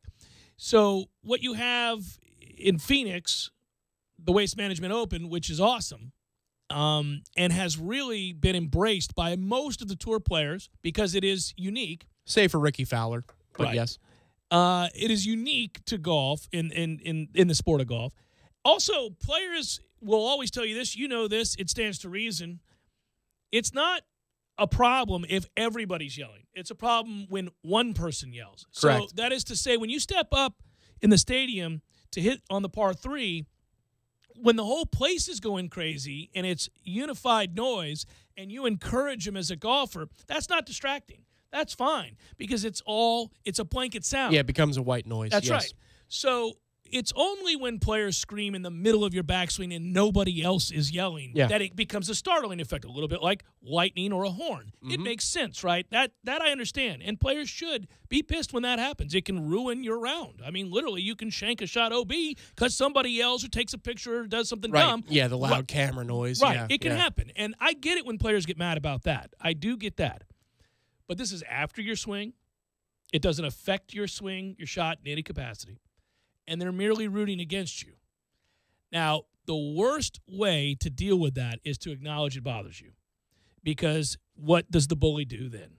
Exactly, right? And so he has been reacting to this. But the guy's not a bully. He's making, $40,000 a year, and his Sunday is coming to watch you play and root against you. Yeah, it's dumb on his part. I'm imagining that he's influenced by alcohol and has an awful lot to say that is... He could even be white collar, but he's coming to watch you play golf. That's the whole point here. Well, my point to that is the follow-up, which is you're right. That if that guy doesn't come to play or watch you play, then purses are smaller. So you have to be aware of that. And Tiger Woods has dealt with this for years and didn't say anything about it. Now, Stevie did, but he didn't directly as the player. Lots of players have had to go through this, especially your more high-profile players who are in contention every week and perhaps are willing to convey a personality of some kind that makes them in some way somebody to root for or against, for that matter. He ought to, I think, obviously just focus on the game. But when you respond in the way that he did, attempting to get a fan kicked out, actually getting a fan kicked out, and then later on saying you regretted it. Man, screw you. Wait, he said he regretted it? Yeah. Go to hell. He said, you're not the spokesman for golf is what I would say to Justin Thomas. Let PGA Tour officials deal with this. Let security deal with this. Let other people deal with this. You're not the spokesman for the PGA Tour or how fans behave. Let everybody else deal with that. All you're going to do is invite more problems. And here's the deal. The guy didn't say anything obscene. The guy didn't yell something about your family. The guy didn't yell something even personally attacking you. And he successfully got him thrown out. Yeah. So people decided that, oh, well, you know what? He did say get in the bunker, so this guy needs to leave the tournament grounds. That's ridiculous. Well, it is ridiculous. The security guard should have said, no. No. Quote, I don't want to kick someone out just to kick them out. It's just so inappropriate. We're out here trying to win a tournament. Just because you're standing behind the ropes doesn't mean that you can, care how much I dislike somebody. I'm never going to wish that kind of stuff up. Oh, he stopped himself. I don't care how much I dislike somebody. I'm never going to wish that kind of thing to happen to them, said Thomas. I felt it was inappropriate, so he had to go. But he basically came out and said something different yesterday. Getting a lot of comments on the fan incident yesterday. Sorry to any and all that were offended by it. There was more said as we talked to the tee, as we walked to the tee, wishing bad things on the course for myself or Luke. Then they get in the bunker comment over and over again. I felt it was understandable to have him escorted out. All right. So here's what I don't know. Is he telling the truth? No, can't be. Here's why. Because if you listen to the feed of the moment, he says, who said that? Right. Who said that? Was it you? Yeah. Oh, as though he didn't know that the person who said it was a repeat offender. If it was a repeat offender, he would know, all right, man, you're gone. Listen, I warned you. Right. We talked about this. Well, here's the part where, yes, I think you're right. I think he's adding to the lure of this by suggesting that things had been ongoing. And here's why I think that. Because he said that it had happened before leading up to the box where there was ongoing conversation. Suggesting that a fan is interacting with a player as he's walking to the tee box, that will get you kicked out, especially if you're being inappropriate by security, because you are then infringing upon the playing condition in that sense. You can't do that. Once again, the TV broadcast catches this. That's why it's an issue to begin with. If the guy says it, you don't really hear the guy's heckle on the TV as well as you do Justin Thomas's response because they cut to the shot of the fairway. As the guy yells, landing. get in the bunker. Get in the bunker. All right. So Justin says, who said that? Yeah. Who said that? Was it you? Have a good day, buddy. You're gone. Yeah. That's what he says. Right. That guy right there. Have a good day, buddy. You're gone. Right. The guy in the Seminole hat. Yeah. Which he did say, the guy in the Seminole hat, which kind of made me chuckle. Now, he goes on to say on Twitter yesterday, I overreacted and should not have had him kicked out. I do feel bad for it. but was more doing so because, again, I felt the stuff he was saying was completely unnecessary. Well, that's great, Justin. It ain't up to you, buddy. I watched Chris DeMarco. I'll give you a true story. DeMarco's a Gator, so we'll give you the other side. I saw Chris DeMarco get ridiculed by Florida State fans, LSU fans, Alabama fans, Georgia fans, everybody in the SEC that doesn't root for Florida. Because DeMarco, at a TPC Sawgrass event I was at over there in Ponte Vedra, he has the gator head on the driver. Yeah. He's asking for it. Yeah. Kind of, yes. And he would do, after hitting big shots, he would do the chomp towards the fans. I remember thinking at the time, that's cute when you're playing well. This is going to be a problem when you start to play poorly. Now, he had done this in previous tournaments, and that's exactly what I ran into, is that he was playing poorly. He was in a foul mood, and these guys had some fun. They had been imbibing most of the day, and he shanked one into the pines, and all of those fan bases were there to let him know just how proud they were of that gator in that moment, and said some not so nice things that I did find wildly inappropriate. Just walking alongside as that was happening, I got very uncomfortable. Right. And the caddy, there was a confrontation. I thought we were about to, I was like, oh, here we go. This is good. But then tour officials come running over and all that. And I remember thinking, man, all of this would have been avoided. It's one thing to have the Seminole head on the bag or the Gator head or the Crimson Tide, whatever it is. When you start taunting fans and becoming arrogant and putting in the face of other people, yes, you are inviting a retort. Justin Thomas hasn't done that in terms of allegiance to a school, but it's a similar thing. There's no reason to engage the fans in an argumentative way. He's a punk. And then to lord over them and say what you can or cannot say after a shot's been hit. And again, there were no curse words involved here. Right. It wasn't a threat. The fan wasn't yelling out, something about bodily harm or something wildly inappropriate, because that would get you kicked out, understandably. And what's crazy is he is so mentally tough in certain moments. Like, for example, the final hole of the tournament. You got a birdie. In regulation. He almost jarred it. Right. He lays up. Right. That's the first part, is he lays up while his opponent is going to reach the green in 2. Which we've learned, by the way, is a form of aggressive shot. Right. As Trey would put it. Would put it. Well, and if you can close like that with an iron, or with a wedge, I should say, in your hand, I mean, that takes the stones to hit that first shot. He's winning at an ungodly rate at his age. Exactly. He's setting records. No, he's better than Jordan Spieth. Right. He's ahead of Jordan Spieth. Behind him in majors, but yes. He's ahead of him in pace of career. Right. So there's moments of intense strength in your mind and will to win, and he's done it. But then you let that creep in. It's petty and entitled. I go back to what it looks like. You look very, very entitled, and it's not the image that you want to portray and promote. He goes on to say, I love all of my fans, and to hear that I've lost quite a few because of that incident isn't fun.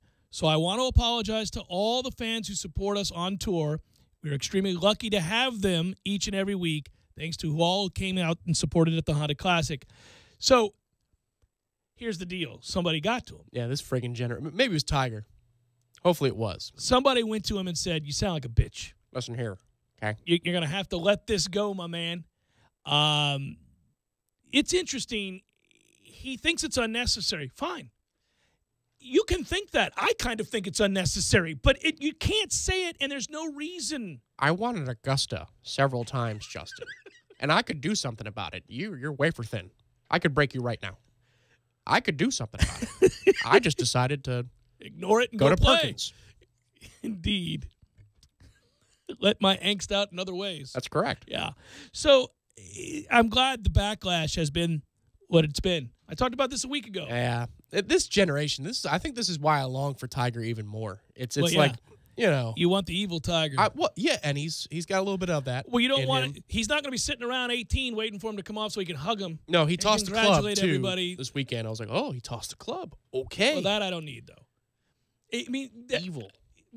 Well, against this generation of Ricky The and backdrop, Bubba yeah. and Justin Thomas and Spieth. I mean, come on, man.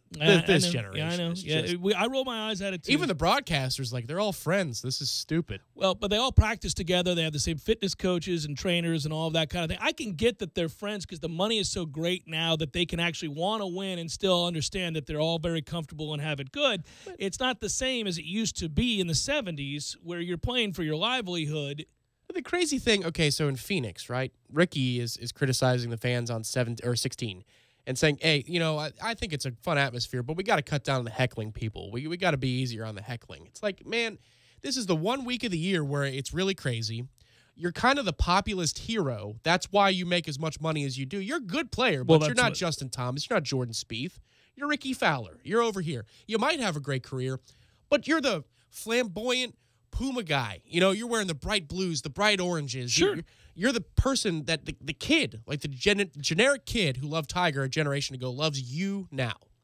And you're going to say, let's take it easy on the heckling. They're sensitive. Good Lord. That's a millennial thing. They're Yes, it very, is. Yeah, very that's part of it, sensitive. too. They're Yeah. very, very sensitive. And any kind of criticism or something that is an affront to their sensibilities, they don't handle very well. I wonder how Trey deals with that. That's probably an interesting topic. Well, it's got to drive you nuts, I would think. I mean, because Trey is old school. So can you imagine? We've talked about, you and I have, and we were watching, I finally caught up and saw the two Bills, the 30 for 30 of ESPN. Yeah. So Bill Belichick was in his early 20s when Parcells is saying, don't give me that blankety blank blank blank Belichick. You'll be in the parking lot today. And then he just keeps on keeping on. Right. Can you imagine how sensitive Right, Justin if Thomas? he- yes. Yeah, if he had taken that personal if and was- shut down, he'd be out of a job. Oh, yes, the legend would never have existed. It's just dumb. You can't be. I mean, we're getting things done here. I get it. Times do change, and you have to, work people differently than. Well, sure. I'm sure a drill instructor deals with people differently now than they did, and let's say, Maybe, man. Orders are orders in the military, and people don't follow them, they get killed. Well, I'm talking about in basic. When you're trying to break right. somebody down, the psychology of it and the barriers, the red tape. I'm sure you're not allowed to do the same things you were in. Well, say, there's certain pre-Nam. phrases you cannot use, and there are certain right, and that's a good thing. Yes. So, By and large. there are good elements to the change, but Christmas, man, I mean, like in any sport, if you get booed, so anybody who boos, in You can't. It's an just- NBA game, an NHL game, they got to go? That's ridiculous. Somebody had to have talked to him. I think somebody probably did and said, hey, look, man, you're not doing yourself any favors. Just forget all the other stuff. Forget that I think you're being soft. Just understand that every time you bring this up, you're inviting more people like the guy you had kicked out last week. And you're not going to keep getting people kicked out. They're going to say, no, I'm not leaving. I didn't do anything wrong. Yeah, Justin, last year you chucked a driver into the crowd. Have we forgotten about that? Jeff Cameron Show, 97.9 ESPN Radio.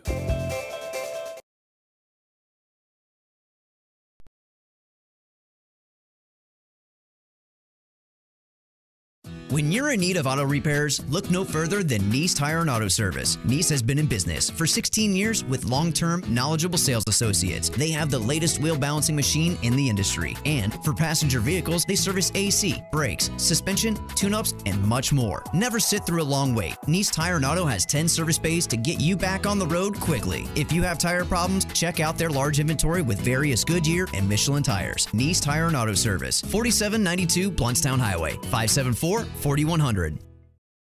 TNT Supercenter is your one-stop shop for the largest inventory of golf carts and accessories, stocking over 150 new and pre-owned carts with prices starting under $2,000. Whether you're looking for a standard or custom golf cart, TNT has the perfect cart for you. TNT carries and services leading brands and the full line of premium Mad Jacks accessories. Stop by or call to find out about our zero-down, low-interest rate financing, free delivery, and rental programs. Visit TNTSupercenter.com.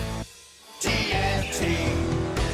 I'm talking tough, like a state of mind. Tough, like a soldier on the front line. Tough when it gets rough, like my Ford truck. Always enough. I'm talking tough. Franklin Spring Creek Ford, the place to find your next truck in southern Georgia. I'm talking tough. Hey y'all, we're Chris and Preston from Low Cash. Head to Franklin Spring Creek Ford and see them about all of your vehicle needs. Sorry, boys, I did not have time to pack. We got this. It's right here, guys.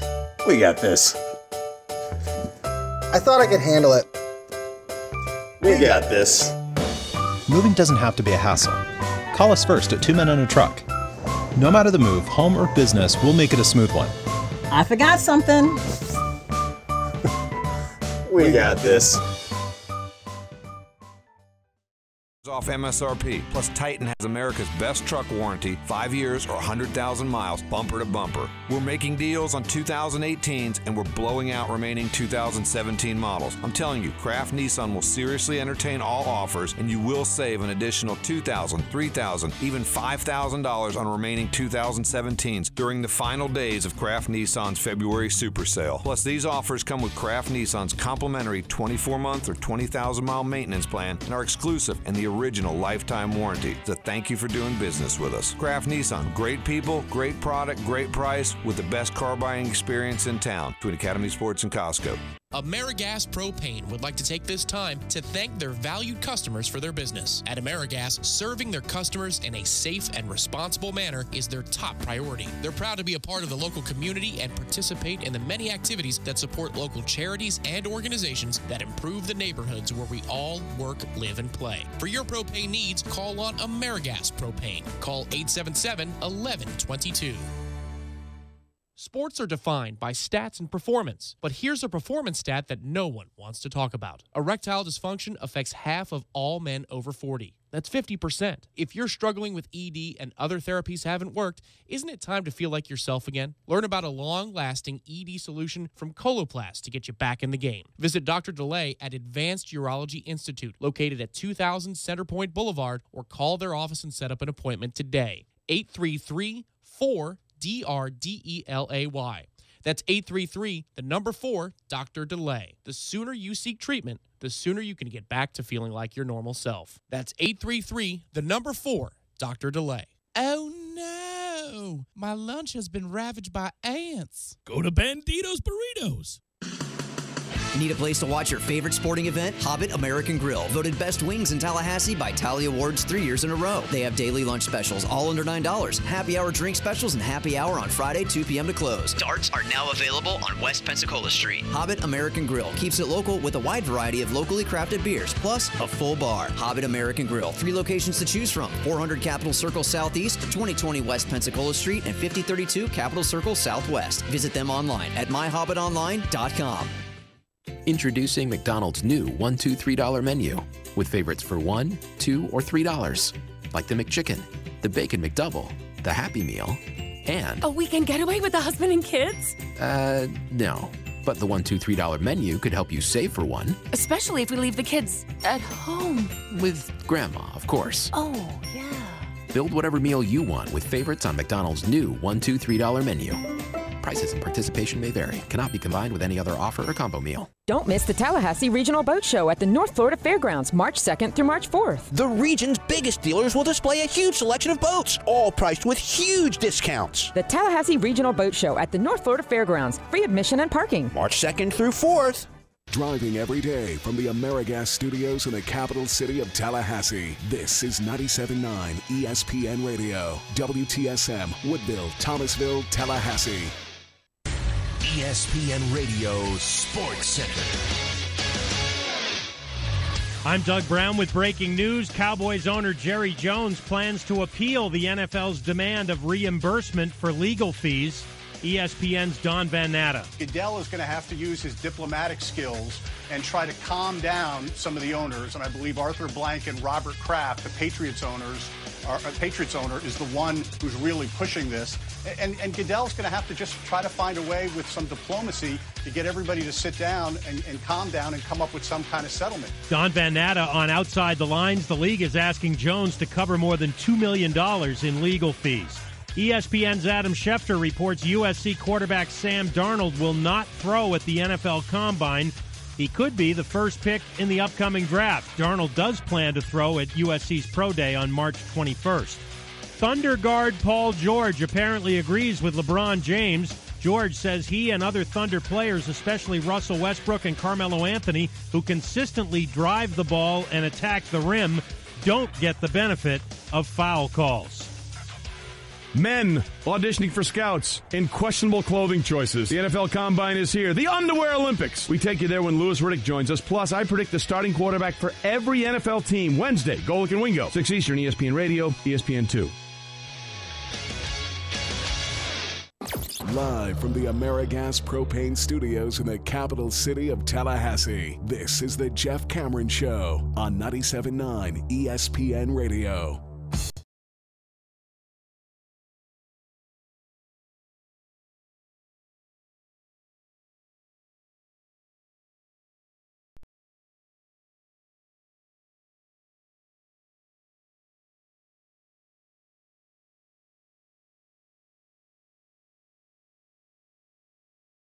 Final hour of the Jeff Cameron Show, at least for today. Thanks for tuning to it. Hope you are well on this Lawn Maintenance Tuesday. I'm Jeff, that's Tom. We're online, ESPNTallahassee.com. That's where you go to listen live via the streaming. Free, always. That's a good thing. You can email the show if you like. It's JCS at 979ESPNRadio.com. Find me on Twitter at J Cameron Show. While you're on Twitter, if you follow at 979ESPN Radio, you can watch the show being periscoped. How about them apples? You can also see us on YouTube. Type in ESPN Tallahassee. Hello, YouTubers. Hope you're well. And, yeah, I think that's just about it, right? Did I give you the email address? I don't remember. So, speaking of Lawn Maintenance Tuesday, put my wife to work this weekend. She was out there raking the leaves. Oh, really? Yeah. And the yard looks great, Tom. She flicked me off as I was driving away. I was like, good job with all that leaf raking. There's plenty of bags in the garage if you need them. And I thought it was funny, but I think she actually, and that's my general sense of humor, but I think she actually took offense. I had to come back and say, hey, I'm kidding. I was driving the kids all around to their sporting events. What do you want me to do? You could have done that, and I would have raked the leaves. Yeah, that's right. I'd have been a leaf-raking fool. Actually, I don't rake leaves. I'm not a big fan. I'm scarred from my childhood. Is it the sound or the... No. I had to rake leaves in the backyard. I can't remember the name of this tree, but these huge leaves, these fat, thick leaves we had on this tree. Magnolia? No, I don't think it was a magnolia tree, but it might have been. Anyhow, I'm terrible with the names of trees. Yeah, you can point out any tree. I'm like, I don't know. Anyhow, I know. I just had that one in my yard. Yeah. Those are some big-ass leaves. Big-ass leaves. Yeah. You might be right. It might have been. Did they have a smell? They do, and they're kind of glossy, too, when they're it was magnolia tree, Tom. Yeah. That's okay. Yeah. So you had to do the same thing. So these giant-ass leaves. Well, for whatever reason, that was my chore. I had to go rake all these magnolia leaves. It seems like they were never ending. Always. Didn't I just get done doing this? But they would unearth these giant palmetto bugs that hid underneath them because it was cool and shaded in this one part of the backyard, thanks to said magnolia tree. And I hated that. Those things are as big as my computer, the laptop. I mean, it's incredible the size of these things. And you could cut them in half. They're prehistoric. It's insane. They keep going. They're running over there, probably going to generate another half any moment. It's nuts. And I hated it. I didn't like it because you had to dig down to get the things and to throw them in the bags, and that's when you get spiders and stuff crawling on you, and I'm not down with that plan. It's not my thing. And it's ruined me for raking. I can't rake. Scarred. PTSD. Rakeless. What are you going to do?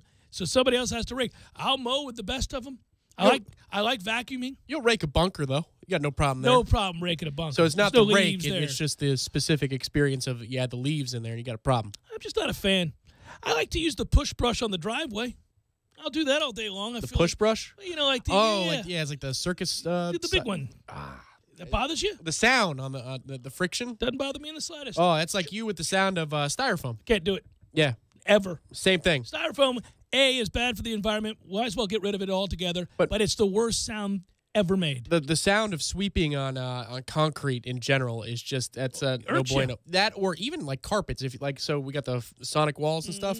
If you were to just kind of, it would really hurt. I'd have to leave the room. It gives me the willies. But if you put a knife on a plate and scratch the plate all day long, I got no problem there. I'm not a fan, but yeah. You know how some people, they can't do it? It's the same thing. No, my youngest son can't do it. He gets very upset with me. If I'm cutting the meat that I've grilled for him, Which one? My youngest, Clark. If I get chicken, like let's say I'm cooking a bunch of chicken, I bring it out and I start to cut. He's particular about this. If I make a sound, he's like, "Oh, Dad!" He gets furious.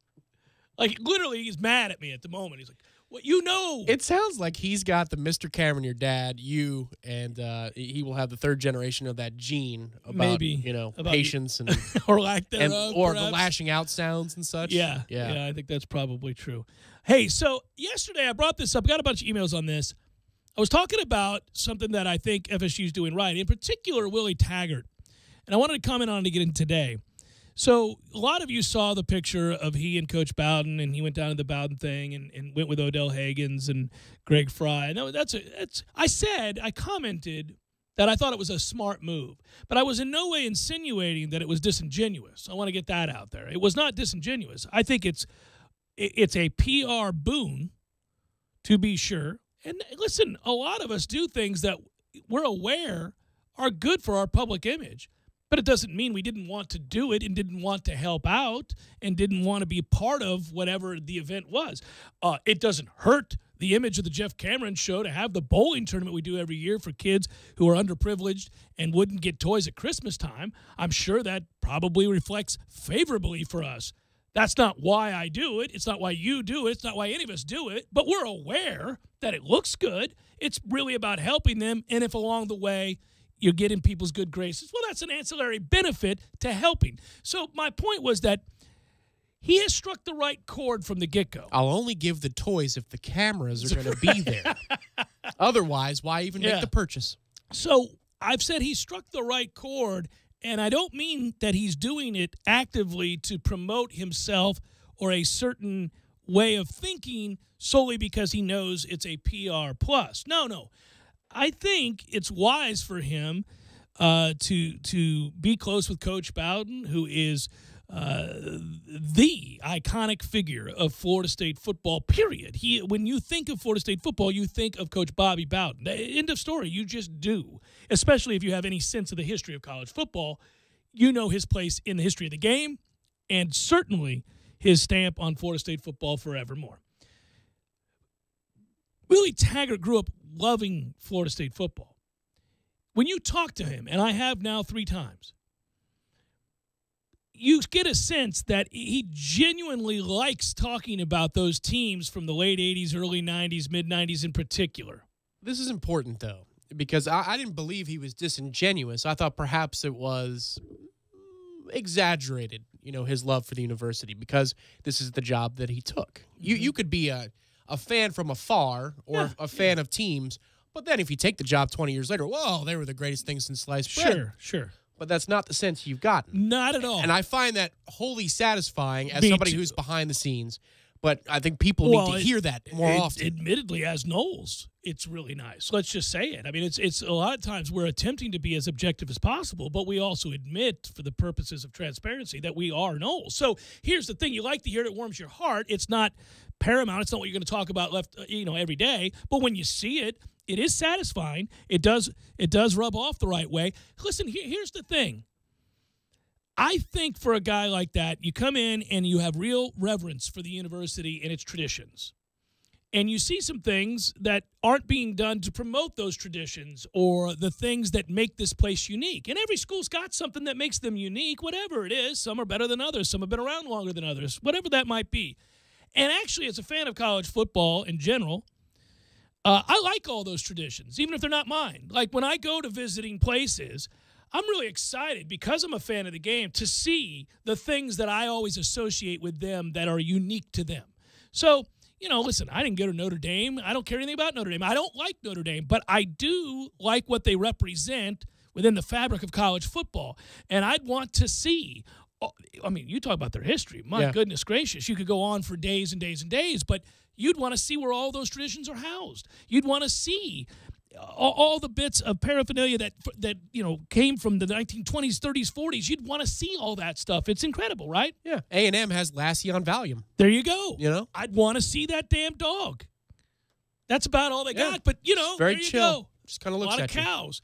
So there's that. But I'm saying, Bevo is at Texas. Okay, you guys know from what I've told you on the air, I've had several family members that graduated from OU. OU in Texas, fierce rivalry. I go to a game at Texas, I want to see Bevo. I want to, freaking awesome. Freaking awesome. And huge. I mean, it's amazing, right? They show him on the big screen, and you're just like, That is just the cutest damn animal. It's awesome. And you're like, why am I just staring at this freaking video board of this animal? But it's just not it's just, them. It is the them. people go freaking crazy when Bevo's on the board. But there are great traditions that go above and beyond the mascots. I've got you. But when you're at any one of these places, you like to see those things, and you like to embrace those traditions and have fun with it and watch it from afar, no matter what it is. The fact that he has great appreciation for some traditions of a bygone era, obviously, that have not been as incorporated as of late, and now he wants to bring them back, I think is smart, and I'm excited about it. The idea of reaching out, as he has now repeatedly, it started with Deion Sanders. That was the first indicator. Nobody's really been able to get Deion back into the fold. He's reached out to him immediately. Now, listen, I've got mixed emotions and feelings about Deion Sanders. Period. But it's not lost on me on how important he is, a figure in Florida State's history. As the greatest cornerback to ever play the game, it would be good if he were around here donning the garnet and gold, advocating for Florida State, period. I get that. So whatever you got to do, make it happen, recruit his kid, get him here. It's important. His kid can play. Well, I would assume so. Yeah. Okay, so I got that. But an outreach to former players of that era, of which there is you talk about a bounty of incredible talents that went on to the NFL, or maybe those that didn't but just had great college football careers. You don't have a run like Florida State had for as long as they did and not have a bevy of All-Americans. They don't even have to include guys that went on to have prominent careers in the league. They could just be guys of that era who started and were really good. You got to bring them back into the fold. You got to get them here. You got to get them caring once again about the program. I thought Jimbo did a good job of at least promoting players within the group that he had recruited. Well, and he did make an initial effort when he first started to bring guys back to the program. Yeah. You know, that was with the spring game, he the felt flag like football it was lacking, game. and he wanted to. But it ended up being concentrating mainly on the guys that he had recruited and brought in and went on to the league, and then he'd bring them back. You didn't see the Derek Brookses of the world and the Warrick Dunns of the world all that frequently. Agreed, but it was better than it was at the time that Bowden's career was over. And right? for whatever reason, there had been this falling out. Those guys just didn't feel particularly welcomed. And so embracing those traditions, advocating the iconic figures within the game, within the program's history, and some of the other factors, whether that be the Spirit Spear, which I'm hearing a rumor now that he wants to bring that back, which is really cool because I'd like that, and I think a lot of fans would too. I mean, there's a rumor out there that he is telling the people behind the scenes, I'd like these things to come back. I remember them. They're the things I gravitated towards. They're the things that I really, really loved. I think you buried the lead for the back end of our demo. What? The Spirit Spear's coming back? You don't say. It may. And I do think you're going to see, period, an uptick in the amount of players that come and are part again of this program, whether they're on the sidelines or participating in that game, the spring game. You know, they're going all out to try to get as many people to that spring game as possible. Well, you always do that with regime change. You always do that. But I think you're seeing now, obviously, a running theme. You've got the 90s concert. You've got a head coach who grew up in that era, coming to games, watching this team during a very impressionable period in Florida State football's history. You've got all kinds of players that I think at some point maybe felt a cold shoulder or ostracized in some way now that he's reaching out to. Every day that goes by, I hear more and more things from people over at FSU. And I'm not talking about marketing solely, although I will hear from them, of course. But I'm talking about former players and other coaches and just people around the program. Yeah, Sports Info, people saying, man, you know what? This guy seems to get it. He seems genuinely excited about certain traditions. He wants his players, the current players, whom sometimes I think we forget, are young enough to have not remembered. If you're a freshman here, you may not remember Coach Bowden. Now, think about that. That's hard to imagine for you and me. But, I know there was a case in which a player actually asked over there where the Bowden statue is who that was. That happened. That's a thing. I think that's appalling. It's not the kid's fault, but it did let me know, like, oh, my goodness, we've gone that far? It's progress, man. That happens. Yeah. No, but it's hard to imagine. It is. It is, sure. Yeah. Given what he is. Yeah. No, one of the first places we went when I toured campus, a family came up when I started here in January 2006. Bowden statue. stadium. You go to the stadium. That's where you go, man. Westcott, sure, but that's like for graduation. You go to the stadium. And you go see on Concord, and you go see the Bowden statue. It's the first place you go. Let's not kid ourselves. I mean, this university's identity, beyond, obviously, the Seminole Tribe, which is its most important connection, is football. I mean, we're not going to kid ourselves about this. I mean, I love to defend the academics and everything else, but it's football. I mean, it is. Just as it is for other great institutions, whether that's Ohio State or whether that's Michigan or I used to Big Ten teams. But I mean, Alabama's the application requests.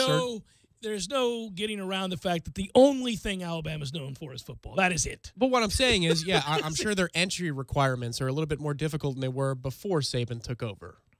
Absolutely. More kids we know there. that these things run hand in hand. It's important. If you can have a successful football program or sports program in general, programs in general, it elevates the status of your university across the board. There are ancillary benefits to this, without question. I'm just excited that he's off on the right foot. What's funny to me is he's playing to your generation. My sensibilities. Yeah, well, he's playing to my generations because I'm 46. What's he, 41, 42? Yes. If anybody wanted to throw back to my college time, well, then, we're losing a lot of games. Well, that's what that is. The other reason... Jimbo kind of threw it back to the lost decade this year. The other reason it's wise to do it, once again, one of those ancillary benefits. These are the people with discretionary income. Yes, These are the indeed. graduates who've been away long enough that that's what you want to do. Yep. So. And while you're here, make sure to buy season tickets. Buy on in. And don't forget the spring game. Jeff Cameron Show, 97.9 ESPN Radio.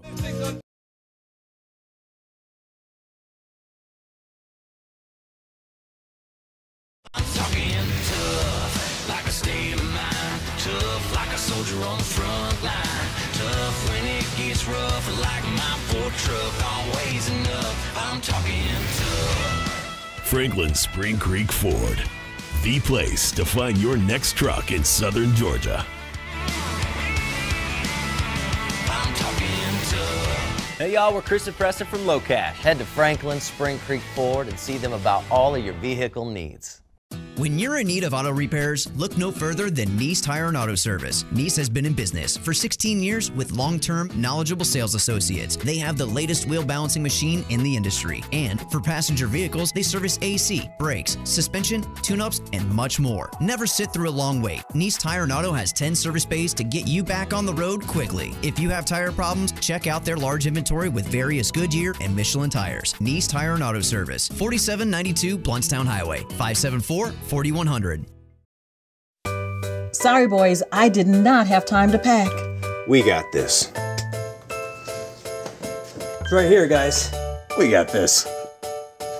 I thought I could handle it. We got this. Moving doesn't have to be a hassle. Call us first at 2 Men and a Truck. No matter the move, home or business, we'll make it a smooth one. I forgot something. We got this.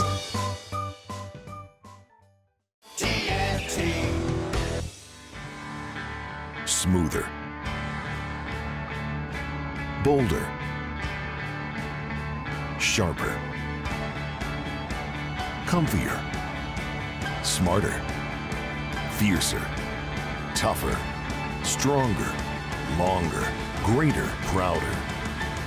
Gravely Zero-Turn Mowers.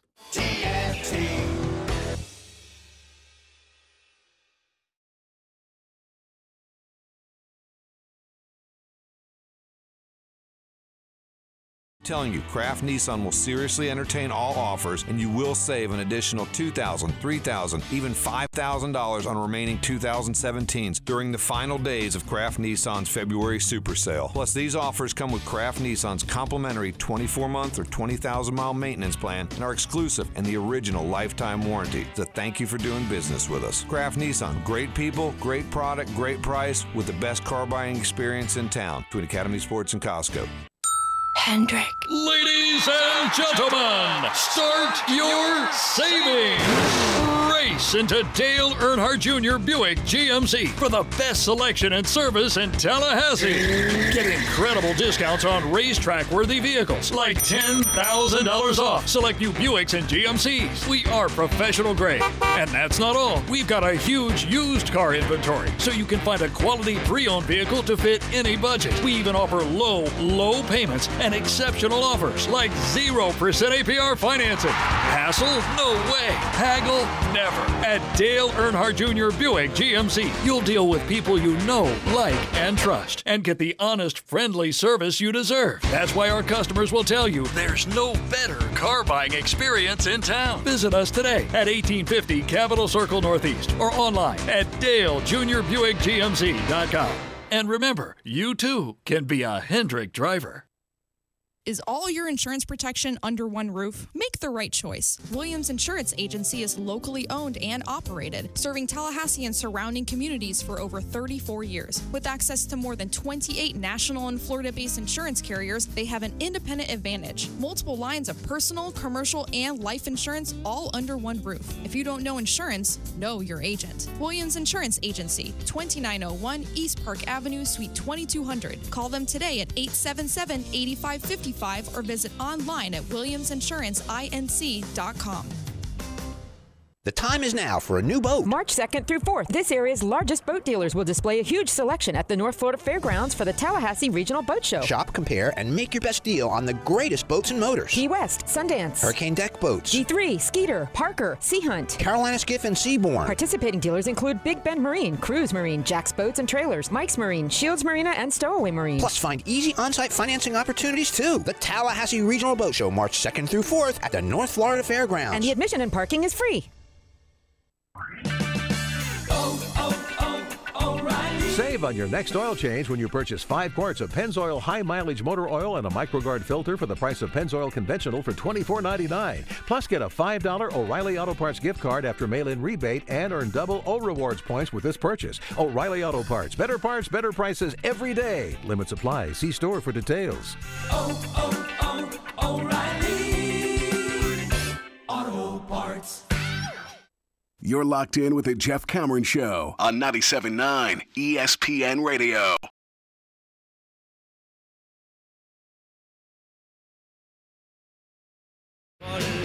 Don't forget, Tom, if you're still feeling it, I noticed up there in the Bold Endeavors, I do not see it written. Well, a couple of things happened just now. Clarity of thought? Clarity of thought and clarity of my left ear. Actually, the bumper was suddenly very loud compared to the way it usually is. So I think, like it. Yeah. So I will now. And things have cleared up. Yeah. The board has a clear spot for it. I'll write it up on the board. Yeah, make it happen. We got to have it. I didn't want you backing off your bold endeavor. It was indeed bold to pick us to win a road game against a reasonably decent team at this juncture of the season with the way that we've played up to now. How about this really quick? We won 2 out of 3. What? We've won 2 out of 3. No, but I'm talking about on the road. Yeah. We're not doing that. We'll see. This is an interesting game because I'm actually of the mindset that if we don't get blown out, I'll be somewhat surprised. Really? Yeah, I think we're gonna get blown out because of how desperate Clemson is. That and we don't play well on the road, and our 2 best players are playing like ass. So you couple those things, and if you do, it does portend of problems. Now, maybe at 9 o'clock on a Wednesday night, they'll summon some greatness from earlier this year. It's at 9? 9 p.m. tip tomorrow, buddy. God bless. Little ESPNU action. We can have a watch party. Let's go get after it. Let's tilt a few back, get a little rowdy. Get crazy on a Wednesday. Just gotten healthy. I don't need any of that stuff. Well, and you're getting ready to fly to D.C. You got to keep it together. That's correct. Got to keep it on the straight and narrow. Don't want to talk about that right now. I want to talk about this. My man, Big Sassy. All right, Big Sassy. I love it when you're in the news in February. It's my fault. Come on, Big Sassy. Let's hear it from you. You sassy bitch. Big Sassy, also known as Jalen Ramsey. The Big Sass. You sassy bitch. Jacksonville Jaguars corner and former Seminole great. had something to say about, social media active Tim Brewster. He's not a media socialite, but a social media socialite. Yeah. He is an active user of social media at all times, and was a aid to the recruiting process because of it. I guess kids like that kind of thing. That they do. It's a big to-do on the Twitter and the Facebook and the Snapchatting. Where else do they go? Mostly the Twitter, I think. I think that's one. Instagram. Instagram, too, is big. Probably, yeah. I think it is. Is Twitter waning? Is Snapchat still alive? Is it a thing? I think it is, but... People still snapping? Whose smartphone be snapping and snapping? Snapping and snapping. Anyhow, Brewster used to use it and did use it and is attempting to use it now for Texas A&M, where he is an assistant coach. As you know, he is the Aggies tight end coach, and on Monday night he tweeted, which basically became a recruiting poster, right, featuring all the former defensive backs who played under Jimbo Fisher at Florida State and are now in the NFL kicking ass. And what they did on the poster was post the total career earnings for said players. Obviously, Jalen Ramsey is going to be featured prominently on that list. Of course, none of those guys played for Texas A&M, A. And B, Jimbo's an offensive coach, not a defensive coach. So Ramsey, who did play, of course, here from 2013 through 2015, didn't like it. And he noted by responding to Tim Brewster's tweet and stating, he didn't teach me not one DB technique. He went on to say, I have nothing but respect for you, Coach Brew, but do not use me on a poster for a school I didn't go to and for a coach who didn't teach me how to be a defensive back. That was cold-blooded. Big Sassy. Man, I love the Big Sass. You sassy bitch. I wish Big Sassy was making headlines in Tampa Bay. Wouldn't it be something? You sassy bitch. He doesn't let things just fly by under the radar, right? That ain't happening. He's quick to punch guy with social media. Very quick to punch guy. And I think he's probably quick to punch guy in reality and just in general. I mean, I think he was quick to punch guy here. Remember he blew up Carlos Williams? That was something. That's true. It was something to behold. That's true. At the open practice. Got kicked out. Yeah. Yeah, Big Sassy ain't having it. No, he's not having it. And in this case, it's the ally you need in a moment like that, right? That's right. That's just Big Sassy. You sassy bitch. So sometimes it works for you, sometimes it doesn't. Imagine when he really this is honestly, if you're a Jaguars fan. Now, there's twofold here. You've got Blake Bortles' contract. He gets the deal at least for a year, where they're going to say, well, maybe you don't suck, but we're not sure you're awesome. Let's give it another go. So you got yourself some more guaranteed dollars, but, the cap implications aren't severe here. The cap implications are such that if you're what we suspect you are but aren't sure of, which is average at best, we can go ahead and move on and not take a beating.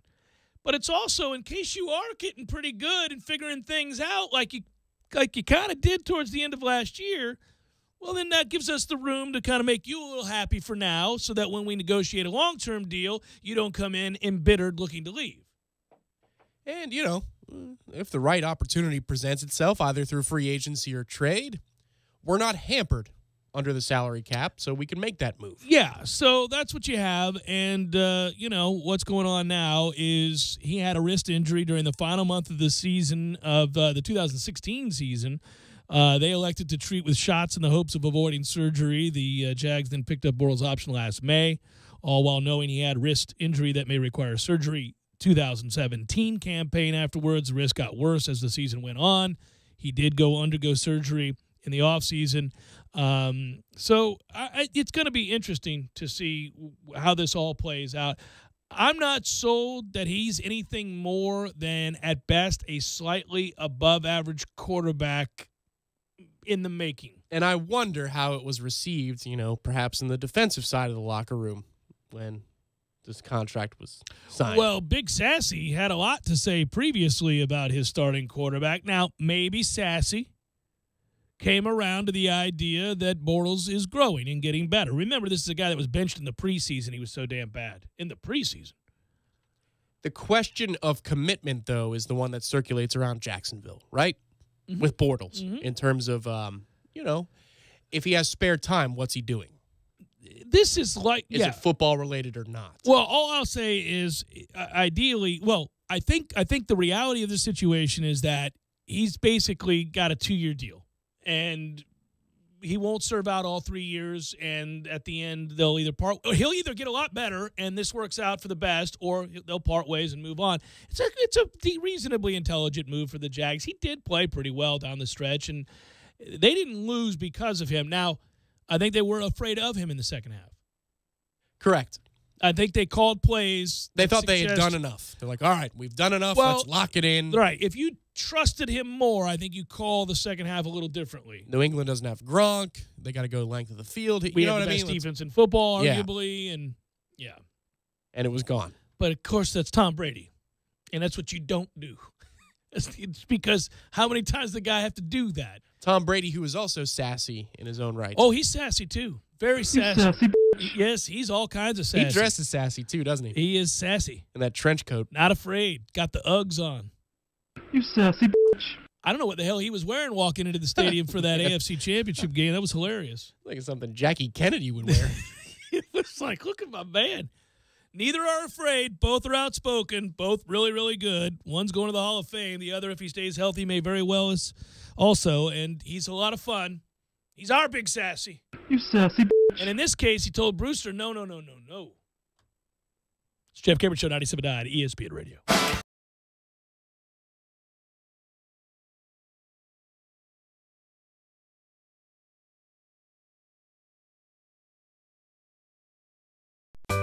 Sorry, boys, I did not have time to pack.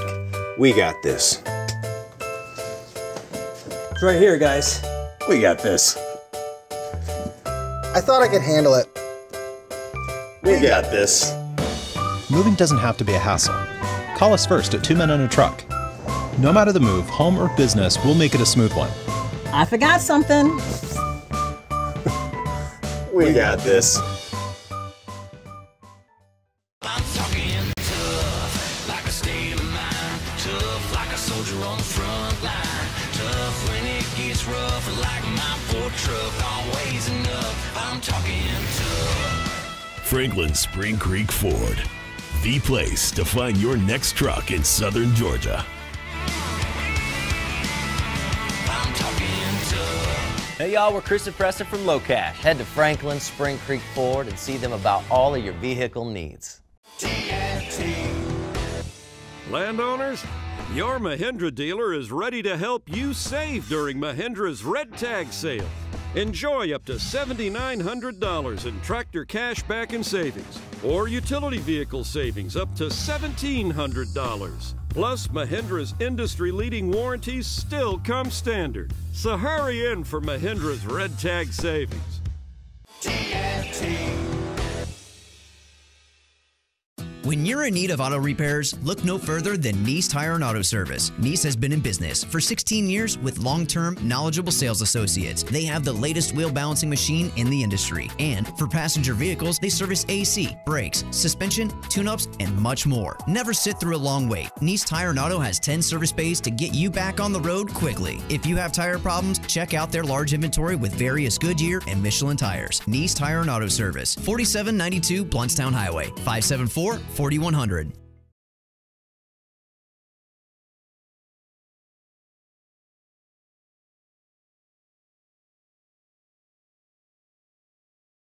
By stats and performance. But here's a performance stat that no one wants to talk about. Erectile dysfunction affects half of all men over 40. That's 50%. If you're struggling with ED and other therapies haven't worked, isn't it time to feel like yourself again? Learn about a long-lasting ED solution from Coloplast to get you back in the game. Visit Dr. DeLay at Advanced Urology Institute, located at 2000 Centerpoint Boulevard, or call their office and set up an appointment today. 833-4-DRDELAY.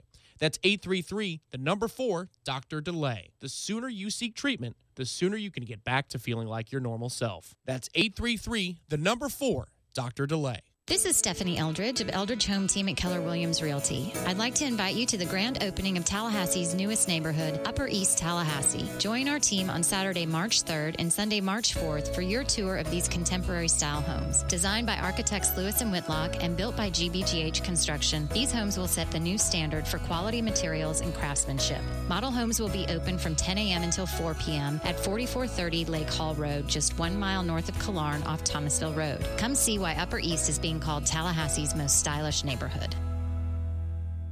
Tallahassee loves the corner pocket as much as a crystal ball winning catch. He's looking, he lost it to the end zone. It's Benjamin! Touchdown! With 13 seconds left. The 97.9 ESPN radio special is a must-have every Monday and Wednesday at the corner pocket. 10 mouth-watering wings, a fresh side of fries, and a chilled domestic pint of beer are just $9.79 all day long. Be sure and try the fish blend of sauces, a true wing eater's favorite. The Corner Pocket Bar and Grill. He's gone! Home of Trivia Tuesday, Beer Bingo Thursday, and the daily $7.99 lunch special. ESPN Radio Sports Center. I'm Doug Brown with breaking news. Cowboys owner Jerry Jones plans to appeal the NFL's demand of reimbursement for legal fees. ESPN's Don Van Natta. Goodell is going to have to use his diplomatic skills and try to calm down some of the owners. And I believe Arthur Blank and Robert Kraft, the Patriots owner, is the one who's really pushing this. And Goodell's going to have to just try to find a way with some diplomacy to get everybody to sit down and calm down and come up with some kind of settlement. Don Van Natta on Outside the Lines. The league is asking Jones to cover more than $2 million in legal fees. ESPN's Adam Schefter reports USC quarterback Sam Darnold will not throw at the NFL Combine. He could be the first pick in the upcoming draft. Darnold does plan to throw at USC's Pro Day on March 21st.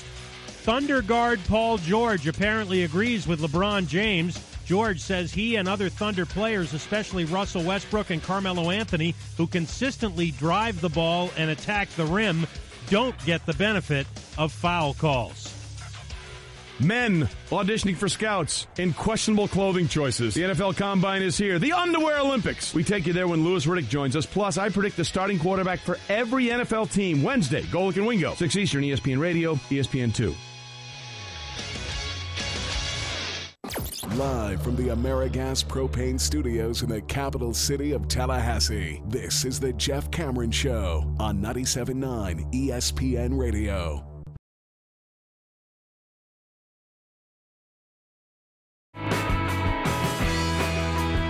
We get basketball tonight, man. I'm still amazed that Kansas won the Big 12 again. You know, we always brag about our streak, and understandably so, for football in the consecutive years in which Florida State finished in the top 4 of the country, 14 consecutive seasons. And Kansas last night did, what they've done, right? 14 straight years, and it's 2004. 2004, the last time Kansas didn't win the Big 12. And so I looked it up because I do like these lists. I do. Whenever you do the last time, well, this was happening, Bob. I always like those things. I'm a sucker. So you, being younger than me. Yes, sir. Will probably remember some of these better than I do because a lot of times they're the trends of the moment, and I was well past trends at that point. Okay. Yeah. You know what I'm saying? I was 17. So you would have been immersed in the trends. Yeah. The Razor. The Razor was the number one cell phone. Okay. Do you remember the Razor? Motorola. Yeah. Mm-hmm. Now, that is an interesting one, and here's why. Because cell phones intrigue me with how fast they've become small computers. Now we just carry around our personal computer in our hand, which is, acting as our phone. Because, remember, you had the Nextel. Yeah, I had that. Yeah. I did too. I like that. I liked it, It could be embarrassing if you forgot. Oh. Yeah. Yeah. How about my mom checks on me after school, and it's going off my backpack. Hey, Tommy, hope you had a good day. Right, exactly. You ready to come to the car? But I did like that, the instant. It's hard to mac while that happens in the backpack. You cannot do that. Lord of the Rings, The Return of the King won the Oscar for Best Picture. Okay, yeah, that sounds about right. I have never seen any of those. That's the one to watch if you're going to watch one. I mean, they're all 3 hours, so I'd recommend you kind of can guess where it's going. You know, you could probably do it in about an hour and a half and guess where it's going. I'd Cliff Notes the first couple and then just watch Return of the King. I think the kids would enjoy it too. Little John and Ludacris were helping out Usher in the song "Yeah." Yeah. Mm-hmm. Yes. Well, and Ludacris called him Usher. Yes, in the he song. Did. That's right. Yeah. Mm-hmm. No, that song doesn't seem that old to me. Does that song seem that old to you? Because I can place it playing in the cars of in the parking lot of high school. I can hear it as the kids are leaving the parking lot. It was a big one. one. It was a big hit. Peace up, A-Town down. Yeah. Kansas' streak has seen 3 presidents: Bush, Barack Obama, now Donald Trump. That seems right. Some of these you go, ooh, really? That one, no, that feels about right. Yeah, 14 years. Yeah, I get it mathematically and I understand why, but it does. Sometimes you'd go, oh, wow, it goes back that far. Right. Like a movie mention, you'd go, oh, I thought that came out 6 years ago. Well, yeah, with Florida State, you could say, Reagan was the president last time. Right. That people did go, whoa, Reagan. Nuts. Tom Brady had only won 2 Super Bowl titles the last time Kansas didn't win the Big 12. Only 2. I'm looking at a picture of the Razor. Phones really have an awful long way. By the way, Facebook had just launched. Yeah. The last time Kansas didn't. That makes sense, and it would be years before I ever knew because I was out of school, so it was a college kid thing. Facebook, relatively speaking, was pretty much a propaganda and hate-free zone at that point. Imagine because it was just a bunch of .edus. Well, and it was a lot of kids trying to hook up. That was MySpace more so than Facebook. Was it? Facebook was a hybrid. Facebook was MySpace plus Instagram at the time. I got you. Yeah. LeBron James was in his rookie year. Now, I will say this. That didn't surprise me, but it did remind me of how many miles are on LeBron James' legs. Yeah. I mean, given when he came into the league and how he instantly assumed a dominant role and became the guy, that is an awful lot of basketball to have been played. And he's played how many extra seasons worth of games through the playoffs? Well, and I will note that when you look at him, he's rail thin. You forget that was ever the case. Yeah. Relative, I think, certainly to his physique now, he's never been a small guy. He was a big dude. Right. But, I mean, compared to the brick blank house he is now. Right, yeah. He looks lean. The brief time when he left Miami and went back to Cleveland, he was skinny, but he was never as skinny as he was as a rookie. But then he went away for a couple of weeks, and he came back, and he was diesel. So, Well, I don't think you like to make this sound like my man somehow gained 30 pounds in 2 weeks. He didn't gain 30 pounds. But, I think he stopped worried about water intake, Tom. I think he was able to get his water weight back. I think he was just back into the fluids at all times. Just go back to that Nike commercial before he started back with Cleveland. You go, holy crap. Has LeBron just not eaten since the season was over? Now, he is a workout monster, and no, I'm not so naive as to think he's never done something he shouldn't, but I don't know that he has either. But he is a workout nut. It's just never talked about in the NBA. It's amazing, how certain leagues are attached to certain stigmas. Oh, well, I've been saying for years that baseball is absolutely at a disadvantage, and it is viewed in an unfair way. For whatever, it's not for whatever reason. It's because people care about the numbers in baseball, and they don't in other sports, period. They don't. Every now and then you'll mention total points for a career in an argument about guys, but not really. Usually it's championships in the NBA. It's not, oh, he's 5th on the all-time scoring list. It's championships almost always. But in baseball, the numbers are the numbers, and they matter greatly. And when they get bastardized by performance-enhancing drugs, people get pissed. But the way that people react to players and or the way they reacted to Bud Selig and baseball's mismanagement of that situation is over the top by way of comparison to the NFL, which ignored the huge health problems its league was having in the wake of all of these drugs. Yeah, the numbers thing is kind of funny, too, because if you look at the NFL, right, you'll say, the guy was an okay player, but he's a 3-time Super Bowl winner. Whereas in baseball, you wouldn't say a 260 career hitter who won 5 World Series deserves to be in the Hall of Fame. And you ought not do it for football either. Correct. I mean, you really ought Baseball not. has been more advanced at looking at Oh, there's a lot of circumstance that goes into your career. Yeah, more than football. If you get drafted by the Cleveland Browns and you're Joe Thomas, you can be as good as you can be, but the team around you's garbage. You're not winning Super Bowls. It doesn't mean you weren't a great player. It means that everybody else around you wasn't. Yeah. Walter Jones knows that, but he made it. He made it. He finally did, but yeah. I mean, yeah, it's frustrating, right? And it's actually an unfair stat to use. I mean, you get people now who like to reference quarterback wins. Get the hell out of here with that. How many guys? I mean, Dan Fouts used to light it up for years for San Diego. Now, they finally did go on a run, but, I mean, their defense couldn't stop anybody. They'd lose games 50-44. Was right. it on Dan Fouts? It's just the funny thing. If you're talking about who's the greatest baseball player to ever live and you have different guys, you don't talk about how many World Series they won. You talk about how many home runs they had, what the career average was. Well, because you understand that no one guy – if you were going to do that, actually, and I don't even think this would be the right way to do it, but if you were going to do it, if you were the ace on a staff that won a bunch of postseason games, sure, when it was all on the line, because it's the very thing. The Curt Schilling argument. Well, I was going to say it's the very thing that's going to get Curt Schilling eventually into the Hall of Fame. It's not his career; it's what he did in the biggest moments in the biggest games of his career. I think that's probably Madison Bumgarner's biggest point of contention. He's still got a career yet to play out in front of him. But if you were to say, what's the number one thing? All-time greatest run in postseason history. Correct. That's the number one thing on his resume. He kind of won the World Series by his damn self that year. Exactly. Yeah. How unique that is to the argument for Hall of Fame or whatever. Yeah. And I still, he's not there yet. But if he gets anywhere, not saying that. But if he gets close, you're right. People will go, well, that was a postseason for the ages. I mean, that was ridiculous. He did whoop Joe Lou's ass. Yeah, I was on the wrong end of that, too. The start of that launching of I'm going to win this whole thing by myself campaign. If you recall, we sat and watched it together, I believe. Yeah. Yeah, that would, I was like, well, that's the kind of fun and games we're having around here tonight. That was the 0-2 curveball hit over the right field fence? About into the water. It was hit a mile to make it 3-0 right Hey, off man, the bat. I got Bumgarner, too. That was my fake ace, by the way, out there, as usual, rolling out there. My fake ace. I got Bumgarner a couple years later. 37 different coaches, more than 37 different coaches. I just now am counting this up in the Big 12 during Kansas' streak. I mean, they're all fire. It's like the Nick Saban effect. Yeah. Oh, no, it's been so long, this Kansas run, that the Cincinnati Bengals head coach, well, it was actually Marvin Lewis. It was actually the same freaking Marvin Lewis guy. was still there, Same freaking guy. I started this segment not necessarily as a, yay, Kansas, way to go, Kansas. I'm a fan of sport. And so when I see streaks like this, you do have to mention it. But I was also noting that we have college basketball tonight with Miami and North Carolina.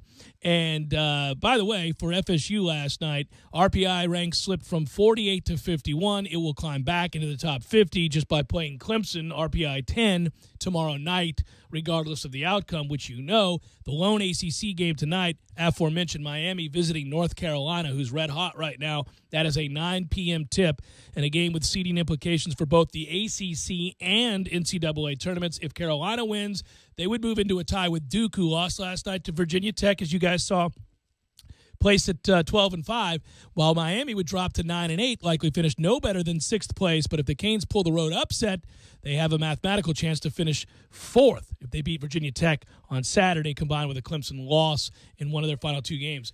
North Carolina and a victory serves us better tonight. Yes. For FSU to finish higher than 8th, we'll need to be tied with Miami and Louisville, completely split with those teams, and use our win over North Carolina as the tiebreaker between those two teams. That's what that would be used at. Okay. So go Heels. So if that happens, then there you go, and we'll get the nod over those two teams because we have the best win. Yeah. Now we're out of style points, and it's about substance. Get us as high as possible in the ACC so we're insulated from that. Well, should it be 8 teams or 9 teams out of the ACC? Yeah. No. I think it's going to be 9, and I like the assuredness with which Joe Lenardi and others are talking about Florida State being in. I should note that's a thing. Ken Pom put us at a 10, though. So Ken Pom was like, I don't know what the hell you're looking at. I'm not so sure about you guys. Yeah. Ken Pom's like, well... By the way, as it stands right now, to let you know once again, I mentioned this early in the show, but you want to talk about a year of parity in college basketball. Your 1 seeds, give or take, it's debatable in this discussion. Virginia, Villanova, Xavier, Kansas. And you don't feel like any one of those teams is a dominant team, to say the least. In fact, none of those teams actually have a bona fide dominant star that carries the day. Virginia really doesn't have any. They've got, they got guys that can good players. They got good players. They got a lot of good players, but they don't have a superstar really anywhere on the court. And that's kind of college basketball right now, which is, again, ensuring that I think we get an amazing March Madness tournament. I always like March Madness, but I've been saying this now for a while. This tournament's going to be ass crazy because I think this is one of those times. Not just crazy. No, ass crazy, Tom. I think you're going to see 2 seeds fall. I think you're going to see 1 seeds in trouble. I mean, there's not a dominant team. Like, would you be shocked? I mean, I'm not even kidding. Like, if Virginia were in a game in the first round, I mean, you would be like, well, makes sense. Yeah. I mean, against the 16. They're up 6 with 10 to go. Yes. And you're like, You'd be like, well, I suppose it could happen. They'll let somebody think they can win. Right. I mean, I wouldn't be stunned. Look at the 2 seeds. Purdue, who some would argue is a 1. Get that, Purdue. Come on. Duke, Michigan State. Michigan State's good. Yeah. North Carolina, whom we've beaten. Yeah. I mean, it's not a loaded. It's not crazy. That's why I say it's not. As long as we take care of business this week, we don't lose the remainder of our games, which I said last week is the only thing that prevents us from. None of that nonsense. None of that nonsense. This team could just as likely lose by 15 in the first round or squeak out, a berth to the Sweet 16. Or they could get blown out by the first team they face. They could. Yeah. Or they could win that game and be in it to win it in the second round. They absolutely, the way this year has been and the way we are too. As of right now, last 4 in for Joey brackets, Louisville, Southern Cal, Baylor, Texas. First 4 out, UCLA, Syracuse, Nebraska, Mississippi State. If you're going to go down further down the list, next 4 out, Washington, Boise State, Utah, Marquette. Now, you're listening very carefully to that next 4 after the last 4, right? Yeah. Because you kind of conference tournament needs to go a certain way. Right. Yeah. ACC right now suspected to get 9 bids with the possibility of 10. You got a fringe team in Syracuse. Big 12, 8. SEC, 8. Big East, 6. I'll tell you what, though, the first cold sweat moment I've had about the brackets and the bubble is hearing that Louisville is in the last 4 in. Ooh, okay. That. You're like, well, that's not. I don't like that's that. not the cup of coffee I ordered. No, that's not it at all. Yeah, we beat Syracuse. We sure did. We sure did in They double go to overtime. hell. Yeah, that was. We've had some moments. Think about it this way: if you don't get that win over Clemson, that you have to rally back to get, you're on the outside right now. You are. That win or was squarely on the well, bubble. it's because they're top 10 RPI. That win turned out to be huge. That and the North Carolina win are carrying the day right now. Got to double down. Double down. Now, you did split with Miami. You did beat Louisville on the road, and that helped to offset the loss at home. I mean, even Florida's a good win on the road. No, they've been kind of spastic, but still. Quadrant 1 games have been kind of Florida State by and large. You have a significant number of Quadrant 1 wins that is able to offset sort of what your eyes are telling you right now, which is we don't look like a very good basketball team. That's what my eyes are telling me. We look like a team now that's playing worse than we played 2.5 weeks ago, 3 weeks ago. When they were 2-4, whatever it was, and I was like, hey, we're going to be all right. Let's not get crazy. Got a chance here to rectify. I still felt good about what they were. Even though we're not on some prolonged losing streak right now, I feel worse about where we're at. I don't, and you said it yesterday, and I think it's true. We're just not playing good basketball. We're not defending anybody, and our shot makers aren't making shots. It's as simple That's the as your best players are not even close to your best players. That's right what now. I mean. So yeah. This is a problem. You don't have a go-to guy. Your best shooters can't shoot anymore, and you don't defend. That does not add up to winning basketball. I mean, if we go on an all-time epic shooting, blank spree, if you will. Well, we're on one. We can't shoot. But, I mean, if it continues for 2 more games, I mean, good Lord. That's what it would take, though. That's how far ahead of the bubble we were. Yeah. No, well, I don't think for the next 2 games we're going to be completely punchless. I thought by now Brian Angola would start making shots. Yeah, I thought the week off would help him a little bit.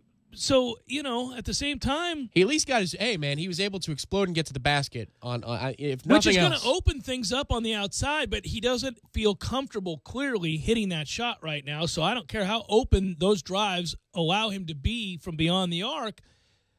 You got to hit a couple of those things, man. Sometime today, hopefully today at practice, you've hit a couple of 3-point shots. Let's hope that's the case because, damn it, I feel like he's a guy that is adrift, man. And we've all been there. You've been in your golf game, you name it, where it's the worst feeling Almost in the world. swore there. Yeah. Yeah, it's the worst feeling in the world. You're like, what? I cannot do what I've done a million times. Why can't I do this? And if you keep asking that question too many times, right.